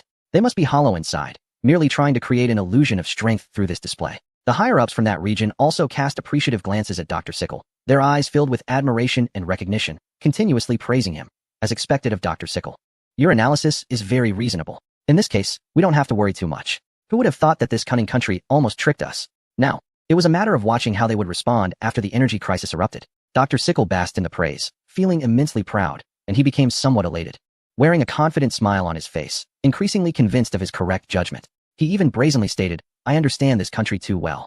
I even think their nuclear fusion technology is fake, and all of this is just a ruse." Hearing this, everyone nodded in agreement, and Biden also considered this possibility. After all, it was hard for them to accept that such a significant technological breakthrough could occur in such a short time, and they would rather believe it was a deception. As he spoke, the individual looked proudly at the television screen, as if envisioning a scene of chaos in a certain country after an energy crisis had erupted. With a slight smile, he expressed his anticipation. "Now let's see how this country handles the situation. Once the energy crisis hits, their advanced technology will become useless, and they will fall into chaos. At that time, it will be our moment to take advantage of them. Perhaps we will even have to thank them for the technology they created, as it will ultimately serve our purposes." The more he spoke, the more his smile grew, exuding an air of confidence, as if the fate of that country was already in his control. Just then, after announcing the successful ignition of the device, a voice broke through clearly to everyone's ears. The speaker continued, "Today, we are not just sharing the news that we have mastered fusion technology. Beyond that, we want to share this great achievement. Technology that cannot benefit the people is useless. Today, on behalf of my country, I announce that from this day forward, we will utilize a fusion power network to supply electricity to the entire nation." Upon hearing this, everyone in the room was stunned. The proud smiles that had been on their faces froze instantly, replaced by expressions of shock and disbelief. "What? Did I hear that right? They are going to use fusion technology to power the entire country? This is not what we expected." One high-ranking official widened his eyes in disbelief, his gaze filled with shock as he instinctively turned to look at others around him, finding that they shared the same expression. All eyes seemed magnetically drawn to Dr. Sickler. Hadn't he said that this country could not possibly master and apply fusion technology in such a short time? But now, the announcement meant that they might have already developed the capability for large-scale application of fusion technology. Dr. Sickler was also in a state of bewilderment, as if he had been struck hard by a blow. He stared wide-eyed, mouth agape, unable to close it for a long time. His expression was as rigid as a statue, filled with disbelief. How could this be possible? It had only been about a year since the country recalled its talents in nuclear physics, and they had actually achieved breakthroughs and large-scale applications of fusion technology in that time. This was simply absurd. Impossible. Absolutely impossible. Dr. Sickler shouted in disbelief, his voice growing hoarse from shock and excitement, feeling as if he had suffered a tremendous blow. His previous confidence had vanished, leaving only an overwhelming sense of defeat. At this moment, the individual was staring blankly at the television screen, his mind a complete blank. The hope he had just felt had shattered in less than half a minute. He felt as if he were on a roller coaster, having just fantasized about the joy of victory, only to be mercilessly plunged into despair. At this moment, Su Chen's voice echoed in his heart like a whisper of a devil, striking heavily with each word. Now, all departments prepare. The countdown for the power generation device replacement begins. 10, 9, 8, 3, 2, 1, 0. As the countdown ended, the entire nation was plunged into darkness. The once brightly lit cities and villages instantly shrouded in blackness. It was as if a vibrant painting had suddenly been covered by a black curtain. The audience was taken aback, their hearts racing. However, soon they remembered Su Chen's words and calmed down, knowing this was just the country replacing the power generation devices. Silently wondering how long this power switch would take.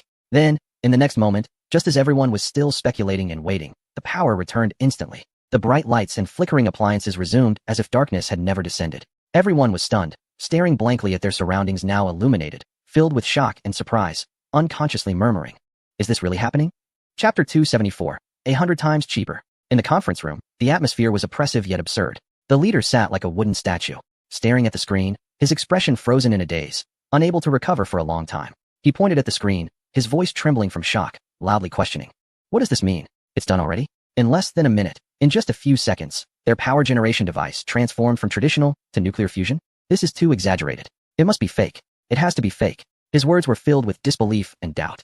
He simply could not accept that the nation had completed such a miraculous energy transition so easily and quickly. Dr. Sickle was also eager to regain the face he had just lost, quickly chiming in, "Unless they had everything set up in advance, it's impossible to be this fast. I'm now more certain that this is just a trick to fool the public. They could at least take a bit longer to make it believable." His arguments were made with conviction, trying to convince everyone that it was all a deception, but the lack of confidence in his words revealed his inner turmoil and insecurity. Meanwhile, the senior officials on the other side were also staring wide-eyed at each other, their faces filled with shock and confusion. Initially, they had been deeply affected by the powerful technological exhibitions from the nation, believing they had indeed mastered nuclear fusion technology. However, after such a rapid power switch, they were left with no chance to react, which began to raise doubts in their minds. They were secretly pondering, thinking that perhaps the country had optimized the power lines long ago, allowing for such a swift transition. However, this was merely a random guess they made to rationalize the situation. At this moment, the conference room in the neighboring country was also quite quiet, but their focus was different from that of others. Rather than doubting the authenticity of the actions taken by the country, they were more concerned about the positive impacts of the country replacing traditional energy with nuclear fusion. After all, changes in the energy sector can have far-reaching effects, not only on the country's own development, but potentially on the global energy landscape and economic situation, which was also a matter of concern for the populace. In the Su household, the mother looked puzzled and asked the father, "You say our electricity has been switched to that fusion thing. What good will it do?" The father furrowed his brows, thought seriously for a moment, and then said with a serious tone, "That nuclear something sounds quite impressive, but maybe electricity will be more expensive." His thought was based on past experiences, assuming that new technology might lead to higher costs, and thus higher electricity bills. Upon hearing this, the mother immediately became displeased, pouting and saying, "Then it's better not to switch. It's already hard to fuel the car, and if electricity becomes more expensive, it's not worth it." This didn't sound like a good thing at all. "Oh dear, if our son announces this news, will people blame him?" She was worried that gaining fame wasn't all good. While saying this, she anxiously watched the television screen, concerned that if things didn't go well, it would be difficult for her son. The father thought for a moment and quickly added, "Don't worry, I haven't finished. It's definitely a good thing. Maybe the electricity will last longer. One unit could be as good as 2 or 3. Upon hearing this, the mother's eyes sparkled with excitement, and her face showed an expression of hope as she nodded repeatedly, saying, "That's great, that's great." Meanwhile, their daughter, Yuan, listened to her father's self-assured guesses and shook her head helplessly. Although she didn't know what practical benefits nuclear fusion would bring, she understood that it was definitely not as simple as her father suggested, claiming one unit could serve as 2. However, she didn't say much and quietly continued watching television. At the same time, viewers from various countries began to lose interest upon seeing the rapid power transition. "I thought it was some impressive weapon. Turns out it's just for generating electricity. Can this make electricity better? I heard it's clean energy, is this all? I still think the aerospace mothership is more interesting. Forget it, I'm not watching anymore. It doesn't seem special, and one make our lives better." Many people started discussing among themselves, and quite a few were ready to turn off the television, feeling that this so-called program was not as shocking as they had imagined.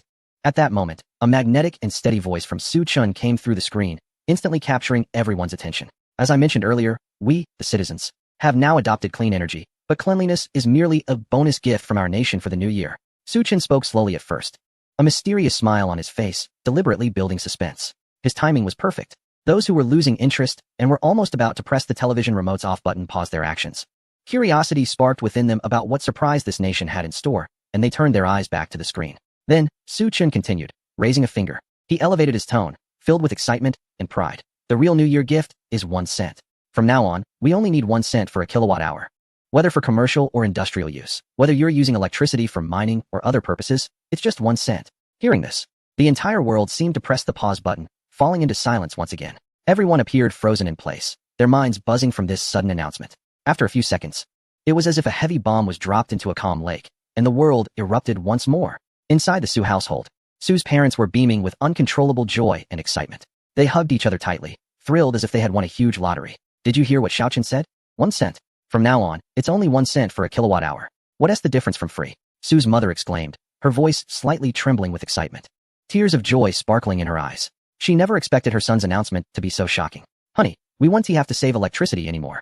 We can turn the air conditioning on whenever we want. Luckily, we didn't buy Xiaochen a car, with gas prices so high. We can directly switch to clean energy, and driving will save us money. Maybe we should replace our gas stove with an electric one. I was worried about the high prices of gas and electricity, but now we don't have to worry anymore. Su's father was equally flushed, filled with inexplicable excitement. Those working in major cities of the nation felt a mix of emotions after hearing the news, with many moved to tears. Is it really only 1 cent? This means we can save so much money each month. No more sneaking charging at the office, and no more running to the mall just to use the air conditioning. Thank you for this New Year gift. Finally, Mom and Dad don't have to save electricity anymore. Some young people working away from home wiped their tears while excitedly calling their families to share the good news. The fatigue and anxiety caused by the pressures of living costs were significantly alleviated in that moment by this joyful announcement. It is evident that the people of the Dragon Country are quite fond of this gift. They are leaving comments in the live stream, and the barrage of messages is rolling in densely like snowflakes. Most of the comments are inquiries about when such a good policy will be implemented. At this moment, the host also noticed these questions. He understood the audience's eager feelings, so he immediately asked Su Chen, "May I ask our student Su, when will our gift reach the hands of the viewers?" As soon as he finished this question, the host felt a bit flustered. He realized that using such a somewhat ambiguous phrase in this context might not be appropriate. If Su Chen couldn't grasp the meaning of his words, it would be embarrassing. And even if Su Chen understood, how could a university student possibly know the specifics of the policy? He silently blamed himself for being a bit reckless just now. However, he quickly realized he had underestimated the young man. Without any hesitation, Su Chen calmly replied, "The policy has already started to be implemented from now on. After all, it is a New Year gift. If it arrives tomorrow, can it still be called a New Year gift?" Su Chen's witty and straightforward response instantly delighted the audience from the Dragon Country. The live stream was filled with likes and laughing emojis. However, while some were happy, others were worried. Over on the other side, a certain leader appeared somewhat dazed. He was still immersed in the immense shock brought about by the Dragon Country's surprising move. Finding it hard to accept, he looked at his subordinates with a puzzled expression and asked, "Is 1 cent per kilowatt hour really cheap? If I remember correctly, our electricity costs around 10 cents, right? That's not much cheaper." In his impression, the electricity prices in the Dragon Country didn't seem to be exaggeratedly low. Thus, he hadn't fully grasped the impact of this news. At this moment, a senior official, recovering from the shock, looked at the bewildered expression of the leader and felt that the president seemed a bit confused. Clearing his throat, he patiently explained to him, "Mr. President, you need to consider the exchange rate. Based on our exchange rate, 1 kilowatt hour in the Dragon Country is equivalent to..." He slowly stated a figure, 0.01 cents. This means that the electricity price in the Dragon Country is now 100 times cheaper than ours. Chapter 275, A Bold Decision. In fact, the average electricity price in that region is not considered expensive on a global scale, even though when converted to the local currency, the average price per kilowatt hour is around 1 unit.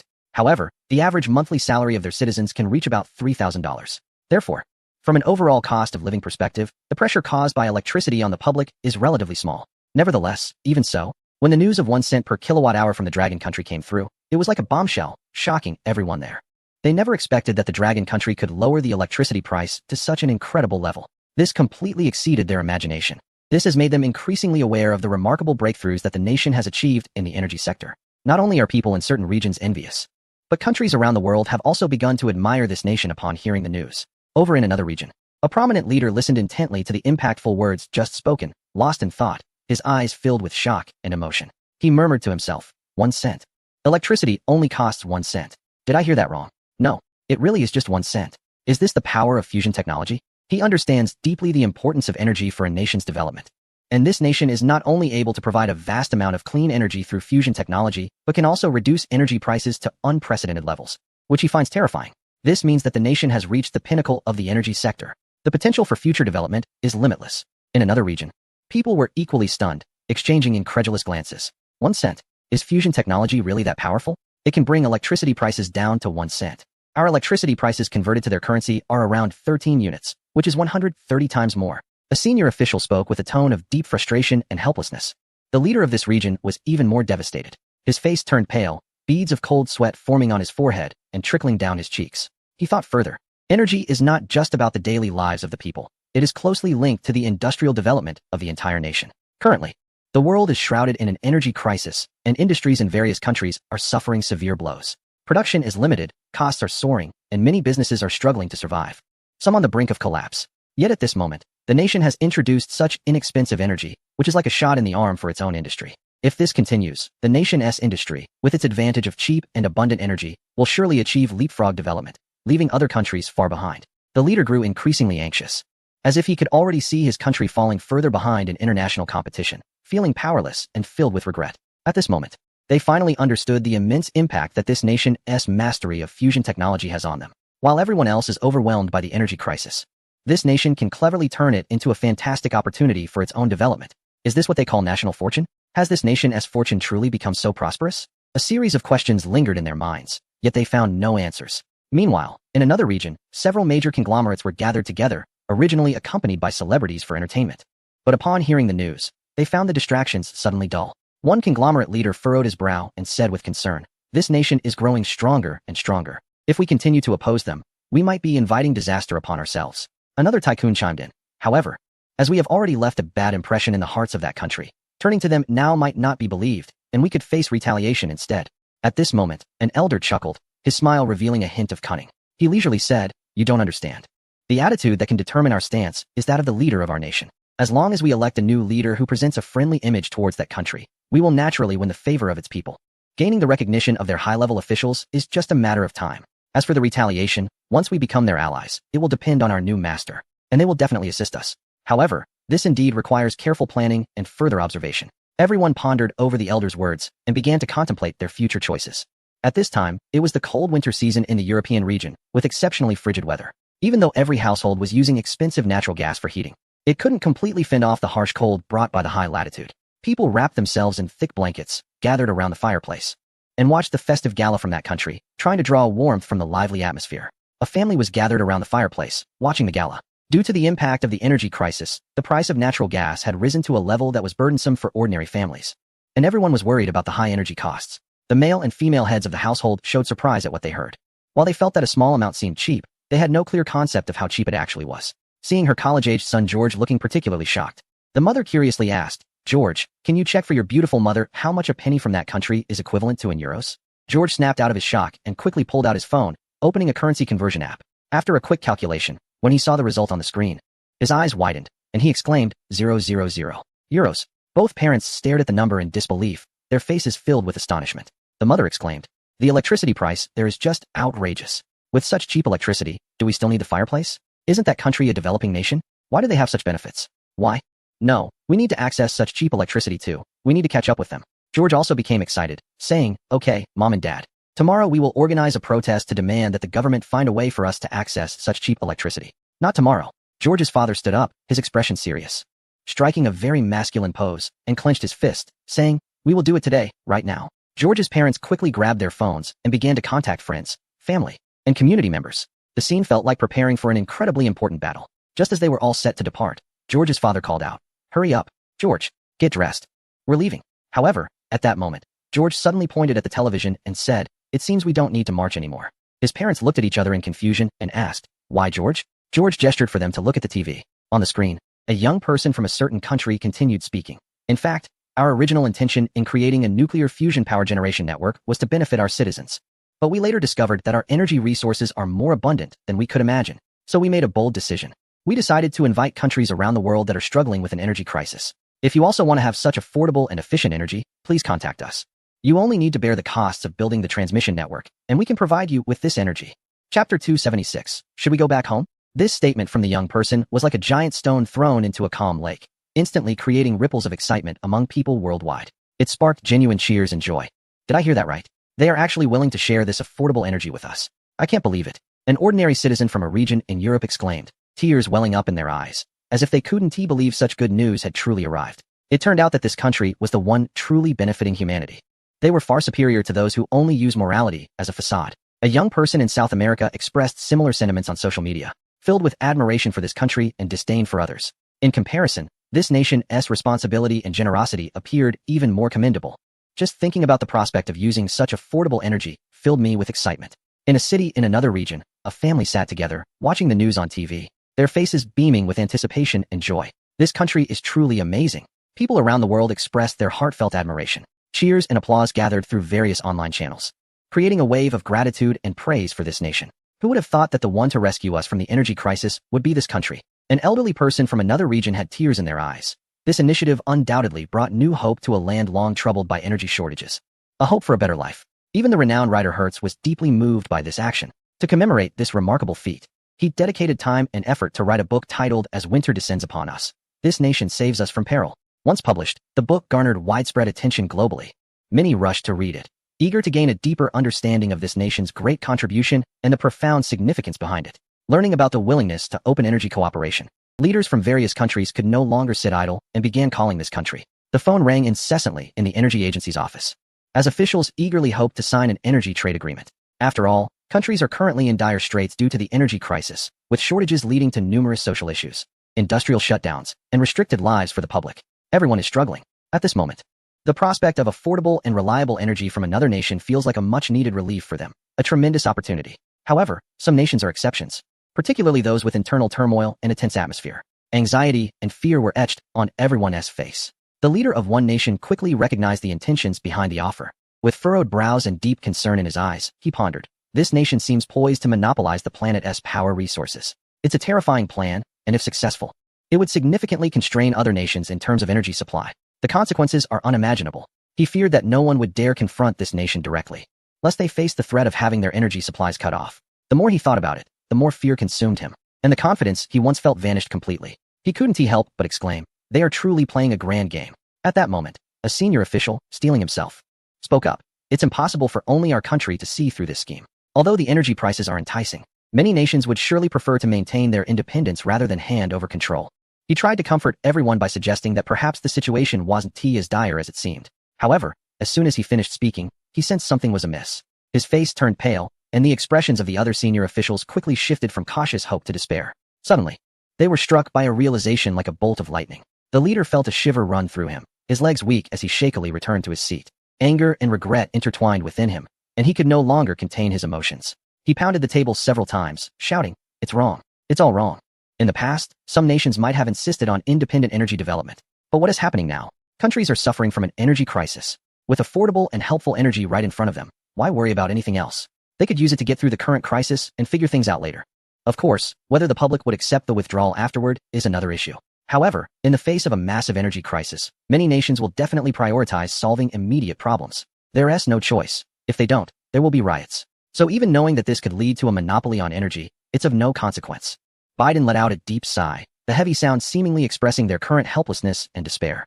He was well aware that the architect behind pushing them towards the Dragon Nation was none other than themselves. If they hadn't orchestrated this energy crisis, no country would have been forced to allow the Dragon Nation to monopolize their domestic electricity resources. At that moment, the senior officials finally realized the magnitude of their mistake.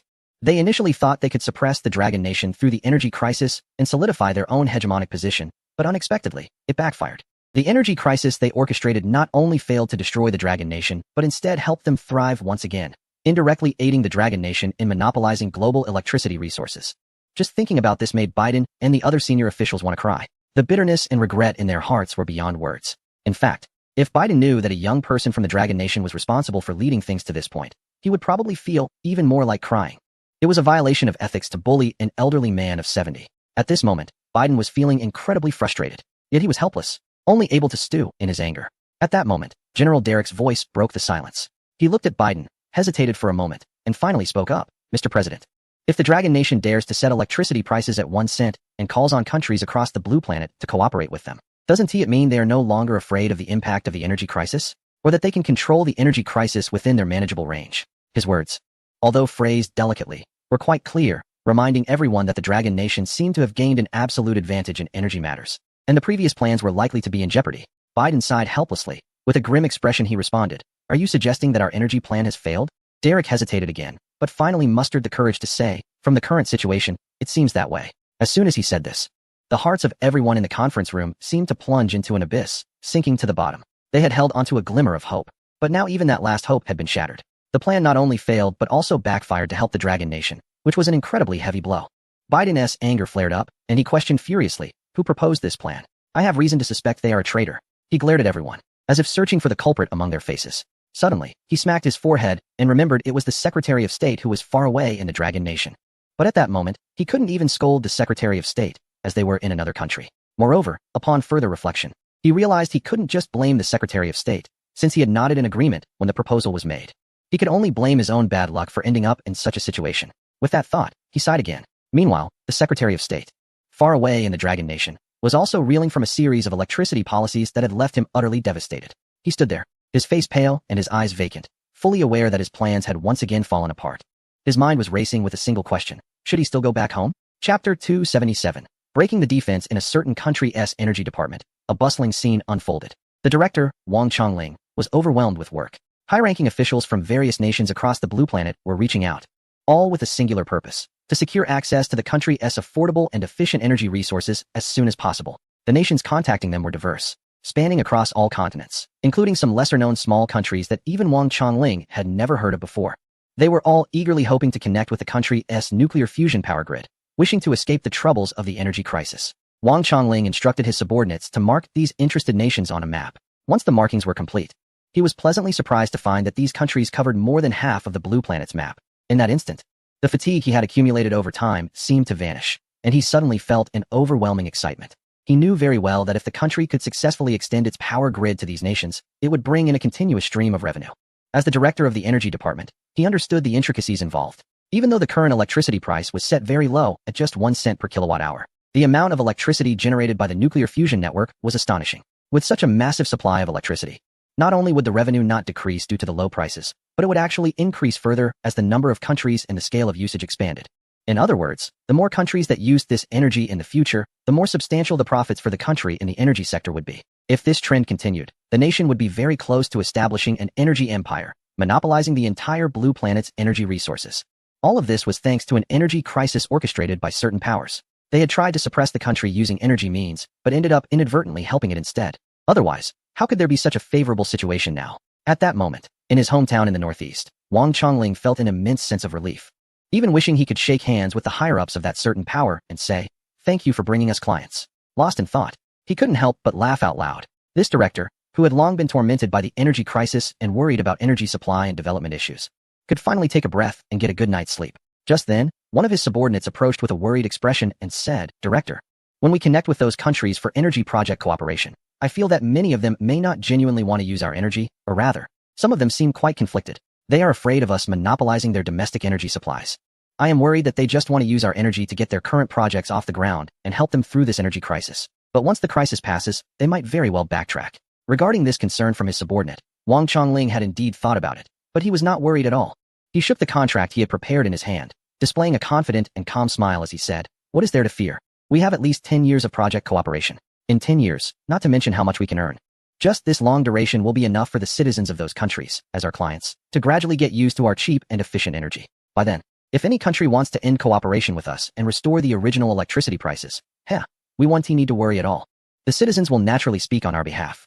As he spoke, Wang Chongling's smile grew wider. It seemed he could already envision a future where the citizens of those countries demanded their authorities to continue cooperating with the Dragon Nation to keep enjoying cheap electricity. He continued, "In today's situation, those countries cannot afford to cooperate with us or not cooperate with us. Unless they have effective methods to combat the energy crisis while also appeasing the citizens who want to use our energy, they can only obediently come to us for cooperation. And combating the energy crisis is not that simple. Just look at the situation of a certain country. Even with plenty of preparations made in advance, their industry is still facing significant setbacks. If they are struggling, other countries are even worse off. The strategic layout our country has made this time is truly a well-calculated plan. This game is played deeply." As Wang Chongling spoke, he slightly squinted his eyes, as if savoring this intricate layout. However, as he continued, his eyes suddenly lost focus, and his thoughts drifted far away. He suddenly realized that the mastermind behind this grand strategy was a team led by a young person. This made him feel a surge of emotions. And he couldn't help but think that he was indeed getting old and should retire to let the new generation take over. In his heart, that young person was undoubtedly the most suitable successor. After all, with exceptional abilities, he helped the Dragon Nation and the Energy Agency achieve such a remarkable turnaround.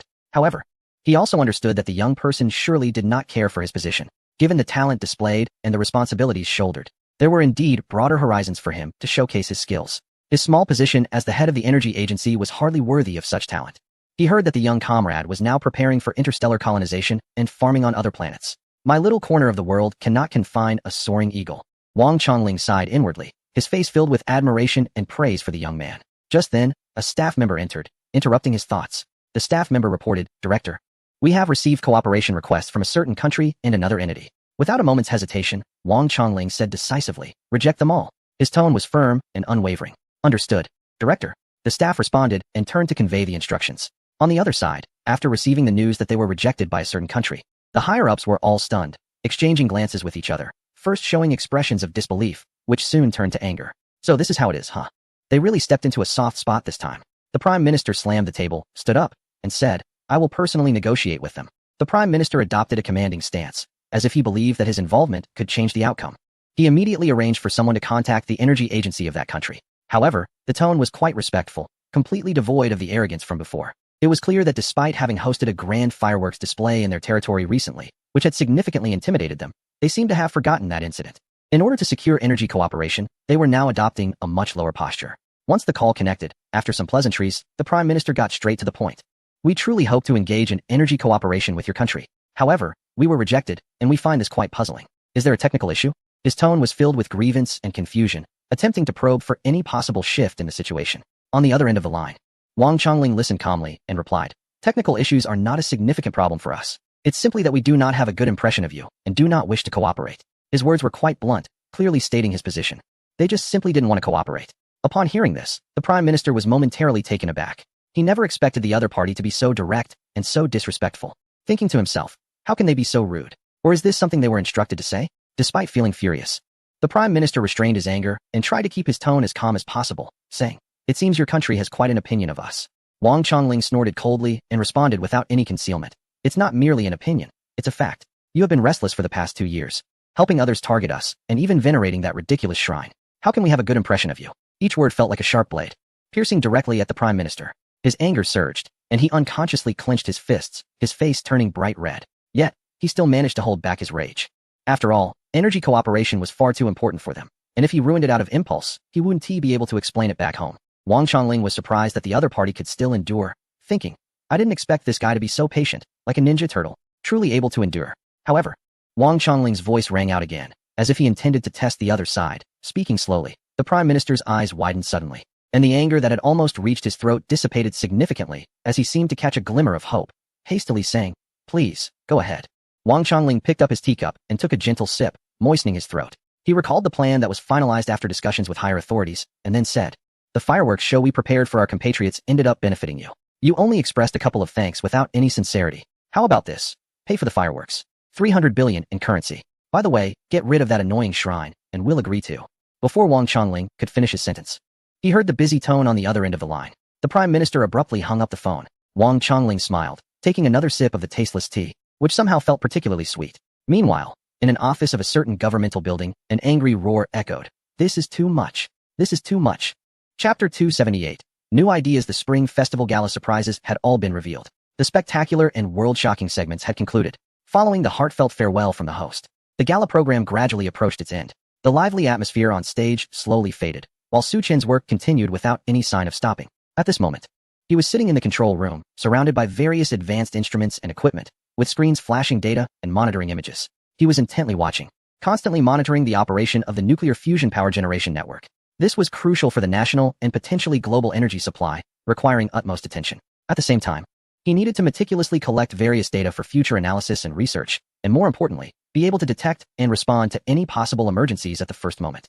To perfectly present the eye-catching segment during the gala, Su Chen had been working tirelessly for days. His body was already exhausted, and his mind was in a state of high tension. Once everything was nearly completed, he finally welcomed a moment of relaxation. Overcome by fatigue, his heavy eyelids uncontrollably closed. Drowsiness surged over him like a tide, and he quickly fell into a light sleep. It wasn't until he felt warmth enveloping him, as if wrapped in a gentle fire, that he groggily woke up. Upon opening his eyes, he found that it was Elder Qin carefully draping his military cloak over him. "Sorry, Comrade Su Chen. I didn't mean to wake you," Elder Qin said with a guilty expression, looking at Su Chen's somewhat tired face, a hint of concern in his eyes. He had been watching Su Chen's hard work these days. Moreover, he had indeed found Su Chen to be just as the rumors suggested, a true workaholic. His seriousness and dedication towards work were truly admirable. Elder Qin's generation also had a spirit of hard work in their youth. But he honestly felt he could not compare to Su Chen. He couldn't help but feel a sense of emotion. Among the young people he knew, There were very few like Su Chun who were both talented and hardworking. Su Chun rubbed his eyes, yawned, and quickly said, "It's nothing, Mr. Qin. It's what I should do." As he spoke, he intended to return the coat to Mr. Qin, adding, "You should wear it. I'm tough and not afraid of the cold." Mr. Qin chuckled but insisted that Su Chun keep it on, saying, "If it weren't for the fact that your position is irreplaceable, I would have already arranged for you to take a good rest. You've really worked hard, Xiao Chun." Mr. Qin's words were not an exaggeration. The work Su Chun was responsible for was too crucial. He was the only one capable of overseeing the entire nuclear fusion power generation network. If there had been anyone else who could take his place, Mr. Qin would have long sent him off to rest rather than let him keep pushing himself like this. "You should take a short nap. I'll keep an eye on things, and I'll call you if anything happens," Mr. Qin said with concern, his tone like that of an elder caring for their own child, filled with tenderness. Su Chun stretched lazily, feeling a bit more energized, and replied, "It's fine, Mr. Qin. I'm not sleepy anymore. I was just thinking about some good things earlier, and it was so wonderful that I dozed off." This immediately piqued Mr. Qin's interest, and he curiously asked, "What good things? Tell me about it." His eyes sparkled with eagerness, like a child hearing about something new and exciting. Su Chun did not hide it. He turned to look out the window, his gaze penetrating the glass to the vast sky beyond, filled with longing. His voice gradually rose. "I was thinking that the Eternal Day plan and the construction of the space carrier have been completed. With the space carrier and space mechs, we now have the conditions for interstellar development. I'm preparing to direct our country's technology towards agricultural development, striving to create the conditions for farming beyond the stars." Upon hearing this, Mr. Qin felt a surge of excitement within him. Farming beyond the stars? Are we really reaching this step so soon? He was incredibly excited, yet still somewhat incredulous. Really? Xiao Chun, can we really farm on other planets? This is something we wouldn't even dare to dream of before. Although there have been experiments on farming on other planets, they were never on a large scale. Are you suggesting that we are preparing for a large-scale agricultural technological attempt? Mr. Qin's voice quivered slightly with excitement. He understood what farming beyond the stars would signify. This was not just an expansion in agricultural planting. It was a significant step for humanity toward interstellar exploration and the establishment of new homes. Mr. Qin immediately patted his chest and said, "Good, Xiao Chun. You go ahead and do it boldly. This is a great cause for the benefit of humanity, and we will support you no matter what." Those firm words undoubtedly gave Su Chun immense encouragement and confidence. With Mr. Qin's words, Su Chun felt more at ease. But he also knew very well that despite the many technologies he had mastered, he still needed to overcome some key technical challenges to implement off-world farming. Now he had to find a way to solve these technical problems. Su Chun was no longer the person who had to rely entirely on the system to develop new technologies. After all, the technologies provided by the system came with a complete set of theoretical knowledge. By continuously digesting this knowledge and combining it with relevant theories from other scientific fields, and then processing and integrating it with his clever mind, it was actually quite easy to develop new technological achievements. Therefore, Su Chun planned to rely on this accumulated knowledge to explore the key technologies related to off-world farming. However, this was not a simple matter. It would require considerable time and effort to study. After all, compared to directly obtaining ready-made technologies from the system, self-exploration and development would take much longer. It was a pity that it would be even better if he could obtain some relevant blueprints from a certain region. Su Chun thought to himself. But he also knew that this idea was unrealistic. How could he expect them to willingly send over the blueprints he needed? Such things just didn't happen. Su Chun shook his head helplessly. However, this also strengthened his determination to tackle technical challenges with his own strength. With these thoughts, he suddenly felt no longer tired. He was once again filled with energy. Chapter 279, Unpleasant News. At this moment, almost all the senior officials were gathered in a spacious, yet particularly oppressive conference room. The atmosphere inside was as heavy as the low pressure before a storm. Every face was marked with seriousness and anxiety. They were all too clear about the current situation. The rising power had first revealed a world-destroying level weapon known as a space carrier. Its power and advancement left others far behind, breaking the previous military balance. Following that, it also stirred up waves in the energy sector with extremely low electricity prices, showing signs of monopolizing the entire planet's energy. The carefully planned energy strategy had now been completely declared bankrupt. Faced with such an unstoppable rise, they felt as if they were trapped in a dead end, seemingly unable to find any effective way to curb the control over the entire planet. As once the dominant power, they now felt an immense pressure. The sense of superiority from the past had long vanished, leaving only a deep sense of crisis and defeat. The leader looked grimly at everyone, his tone filled with helplessness and urgency as he said, "Share your thoughts. If anyone can come up with a way to deal with this rising power, I will gladly step aside for you." He initially hoped to stimulate everyone's wisdom with this temptation, expecting someone to come up with a brilliant idea to turn the tide. However, despite facing such great temptation, the high-ranking officials remained troubled, each with their heads down, pondering for a long time without coming up with any effective solutions. From a military perspective, the strength of the space carrier from the neighboring country was simply overwhelming, and they had no means to counter it. Even without deploying those sci-fi-like space mechs, just using the electromagnetic cannons on the space carrier for a round of saturation attack would be enough to incapacitate any of their forces. Now, They were almost at their wits' end, and after much thought, it seemed that only nuclear weapons remained as a last resort. But how could they easily resort to nuclear weapons? Once used, it would be almost akin to a suicidal act, leading to unimaginable consequences. Unless the space carrier launched a devastating strike against them, they would absolutely not consider using nuclear weapons. In terms of energy, the neighboring country was undoubtedly waging a smoke-free war in this field. The strategic significance of their super-low electricity prices was nearly equivalent to the deterrent power of nuclear weapons in the military domain.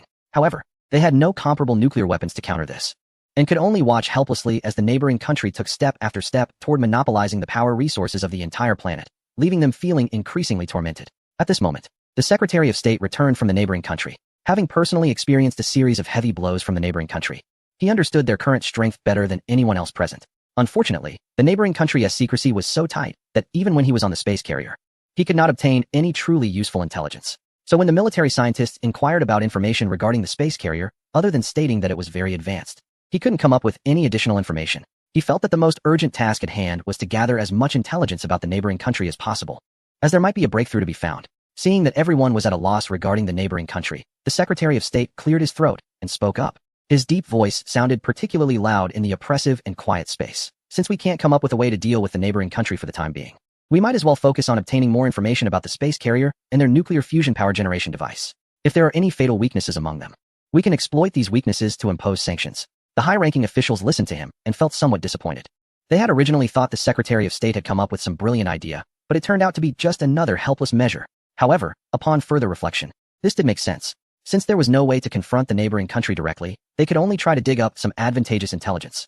And perhaps they might indeed discover an opportunity. The Secretary of State noticed the reactions of the crowd and understood their thoughts. However, he continued, especially regarding the aerospace carriers from a certain country, we have very little intelligence on these carriers. If we can identify their weaknesses, such as an energy, we might be able to exploit these shortcomings to turn the situation around. Although this hope is quite slim, it is very important for us right now. So please do not take it lightly. His words alerted everyone. They exchanged glances, finally realizing the significance and difficulty of the task at hand. After all, this was related to the future position and fate of a certain nation on the blue planet. If they could find weaknesses in the advanced technologies of that country, there might still be a glimmer of hope. At this moment, the leader nodded thoughtfully, his expression slightly easing as he calmly said, I agree with the Secretary of State's idea. At this point, doing something is better than doing nothing. The task of gathering intelligence will be assigned to the relevant agency. As he spoke, he scanned the senior officials in the room, his gaze sweeping over them as if to convey the importance and seriousness of the matter. Suddenly, his expression froze, and he furrowed his brow as if recalling something. He inquired, is Smith not here? I heard he has recovered and been discharged. Did he not come to work today? How could he miss such an important meeting? The leader looked at the Secretary of State with a hint of dissatisfaction and said, contact Smith and have him come to the meeting. Today's meeting is particularly important, especially for the relevant agency, as they are crucial to this operation. The Secretary of State quickly nodded and arranged for his assistant to contact Smith.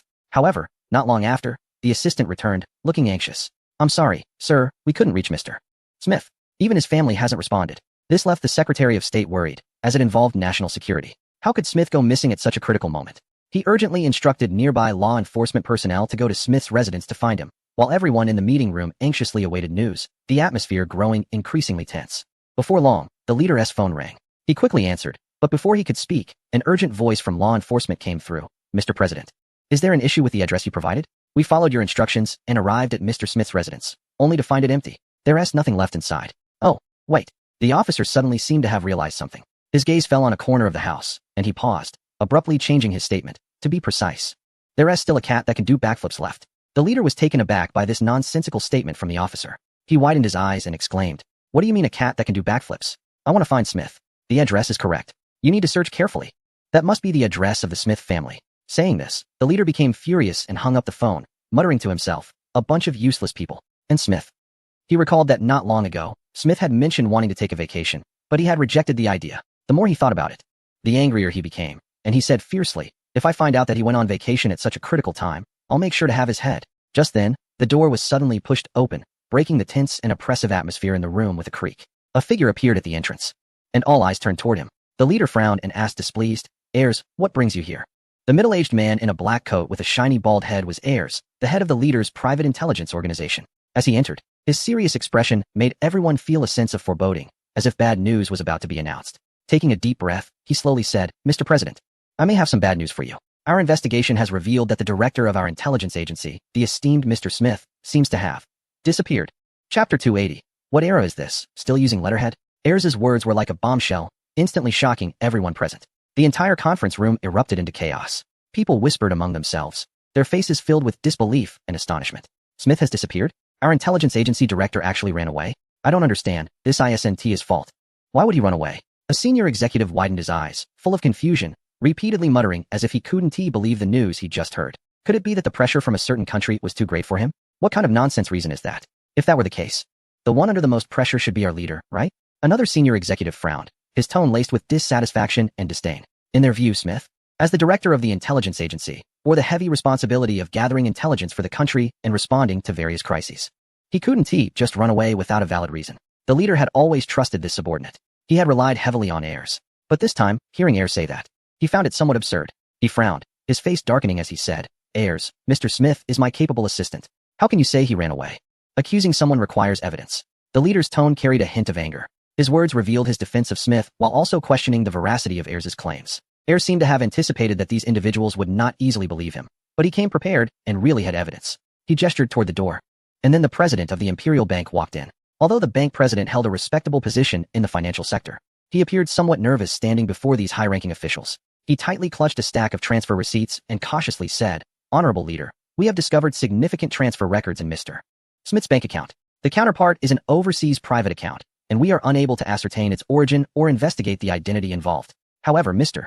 Smith's bank account currently has only a few dozen dollars left. It is evident that he is transferring funds. Upon hearing this, the crowd began to whisper among themselves, sensing that something was amiss. However, they could not jump to the conclusion that Mr. Smith had fled. Earl also understood that this information alone was insufficient to draw definitive conclusions. He spoke again. We actually noticed some unusual behaviors from Mr. Smith earlier. But as he is the director of a prominent agency, we trusted him wholeheartedly and did not take it seriously at first. However, as time passed, we discovered many more odd actions from him. For instance, he began secretly selling his assets, which is quite strange. Why would someone rush to sell everything? Moreover, he arranged for his wife and children to resign and take leave from school under the guise of travel. All these signs are too suspicious. Now, with his family gone and unable to contact Mr. Smith, no matter what methods we employ, nothing works. After Earl finished speaking, he fell silent and stood quietly to the side. The meeting room was suddenly engulfed in a heavy silence, with everyone exchanging glances, their expressions a mix of shock, confusion, anger, and a hint of unspoken panic. Even the leader appeared visibly affected, sitting in his seat with a vacant stare, replaying Mr. Smith's past behaviors in his mind. Struggling to believe he would flee. Yet, he had a nagging feeling that things might indeed be heading in the worst direction. Still, he refused to accept it. Unless Mr. Smith stood before him and explicitly said he had fled, he would not believe it. Just then, the Secretary of State's aide hurried in. She was a middle-aged woman dressed appropriately, with an elegant appearance. Normally, the crowd would have been drawn to her looks, but at this moment, all the high-ranking officials focused on what she was holding, a sealed envelope, her expression slightly anxious. Upon realizing the letter was for him, the Secretary of State was somewhat surprised. He furrowed his brow and glanced at the letter, puzzled, thinking to himself, in this day and age, still using paper? Can't they send an email? He intended to set the envelope aside and read it after the meeting, especially since everyone was currently preoccupied with the situation regarding Mr. Smith's potential flight. At that moment, the female secretary said, Mr. Secretary, this letter was given to me by Mr. Smith to forward to you. Upon hearing this, everyone's eyes widened in disbelief. They never expected it to be a letter from Smith. It was quite a surprise. The secretary quickly said, open it and take a look. Without caring about anything else, he hurriedly opened the letter. His expression suddenly froze, his eyes fixed on the contents of the letter, and his face turned pale instantly. With beads of sweat forming on his forehead, he stood there as if paralyzed. The letter read, Dear Mr. Jack, by the time you see this letter, I may have already boarded a flight from a certain country to another. You might wonder why, and I regret to inform you that I have fled. I cannot explain why our brilliant deception plan has turned into reality. Mechs, space mechs, aerospace carriers, nuclear fusion technology. These were supposed to be fake blueprints to deceive them. Yet they have turned them into real technology. Even when I truly tried to resist, I found that with each confrontation, they only grew stronger. And I bear significant responsibility for this. I can no longer stay in that region. Being here torments me every day. In short, I have fled. Do not worry. When the secretary read this letter, he felt an electric current pass through him, and his body trembled uncontrollably. It was unclear if it was due to the warmth of the air conditioning or the shocking content of the letter. But his eyes were filled with shock and indescribable fear, causing beads of sweat to form on his back. For some time, he had been immersed in the intense shock brought by the rapid advancements in technology from that region. He had racked his brains trying to understand how their technology had improved so quickly, and now, seeing the letter from Smith, he suddenly realized that the explosive development of their technology was intricately linked to them. It turned out that even the previous mechs were based on blueprints they provided. This meant that the path of technological development for that region was paved by them. Here are the mech blueprints. You build the mechs. Here are the aerospace carrier blueprints. You build the aerospace carriers. Here are the nuclear fusion power network blueprints. You truly mastered nuclear fusion. That region had turned their tricks into reality. The secretary felt incredibly frustrated, internally mocking, "You should thank us." However, he quickly realized something was off, furrowing his brow again, thinking, No, I am certain those blueprints were fake, yet their technology is real. This indicates that even without our blueprints, they could produce it. But if those blueprints were fake, and they could still create them, doesn't that make their technological strength even more terrifying? The Secretary of State finally lost his composure, his face growing increasingly ugly. Feeling both flustered and panicked, muttering to himself, "You can fabricate this? Just how advanced is the technology of that nation?" At this moment, the Secretary of State was completely unsettled. He felt as if his understanding of that nation had been entirely wrong. It was like a bottomless black hole, leaving him unaware of the true strength of their technological capabilities, and it was this uncertainty that was most terrifying. He continued reading and found a line of small text at the bottom. It was still a message from Smith. "Haha, sweating bullets, huh, buddy?" Seeing this line of text, the Secretary of State trembled with anger, feeling frustrated and anxious, yet helpless. He felt as if he could almost spit out a mouthful of blood. He cursed Smith in his mind, but could only feel anxious, completely at a loss. He sank into deep confusion and despair. Chapter 281. I want to join your country. The more the Secretary of State thought about it, the angrier he became, and in a fit of rage, he tore the letter in his hands to shreds. The paper instantly turned into fragments under his powerful tearing, scattering all over the floor, as if it were venting his inner anger and panic. Seeing him so furious, everyone was taken aback. The once noisy conference room fell silent. All eyes were fixed on the Secretary of State, not daring to breathe a word. The president, noticing this, quickly asked anxiously, "What happened? What did Smith say in the letter?" His eyes revealed urgency and tension, with a vague sense of foreboding. But he couldn't fathom what could cause the Secretary of State to lose his composure like this. The Secretary of State took a deep breath, trying to calm his emotions, and then slowly said, "Smith not only ran away, he is very likely to have defected." As soon as he said this, it was like a huge stone thrown into a calm lake, shocking everyone present. Eyes widened, faces filled with disbelief. It was not just a simple case of running away. Smith actually defected. The president felt as if he had been hit hard on the head, unable to believe that Smith, whom he had always regarded as a reliable assistant, could commit such an act of betrayal. It was too hard for him to accept. He glanced at the letter now reduced to shreds on the floor, and then looked at the female secretary who had brought them the letter, asking, "Did Smith personally give you this letter?" The secretary quickly shook her head and replied, "He entrusted a friend to deliver it." "What about that friend?" The president continued to press, seemingly only willing to believe it if Smith said it himself. He was unwilling to accept that Smith would betray him and the entire establishment. The Secretary of State comforted him. "Mr. President, face reality. Smith has indeed run away, and he may be heading to that nation. I suggest we keep this news under wraps. The head of the agency responsible for espionage and intelligence has actually committed treason, which is a huge disgrace for us. If this gets out, our international image will be completely ruined, and we don't know how other countries will mock us." The leader fell silent for a few seconds, his expression growing increasingly grim. Finally, he clenched his fists tightly, the veins on the back of his hands bulging, and a fierce killing intent flickered in his eyes. He finally recognized the reality and the true nature of Smith. Gritting his teeth, he said with a dark face, "I guarantee that Smith will regret what he has done today." After that, he looked at Ears with a cold tone that left no room for doubt, and said, "From now on, you will be the head of the agency. Replace Smith and continue his work." Ears slightly bowed, calmly nodded, and replied, "Yes, Mr. President, I will do my utmost to live up to your expectations." During the meeting, the sudden news of the head of the agency fleeing disrupted everything. The leader was also in no mood to continue.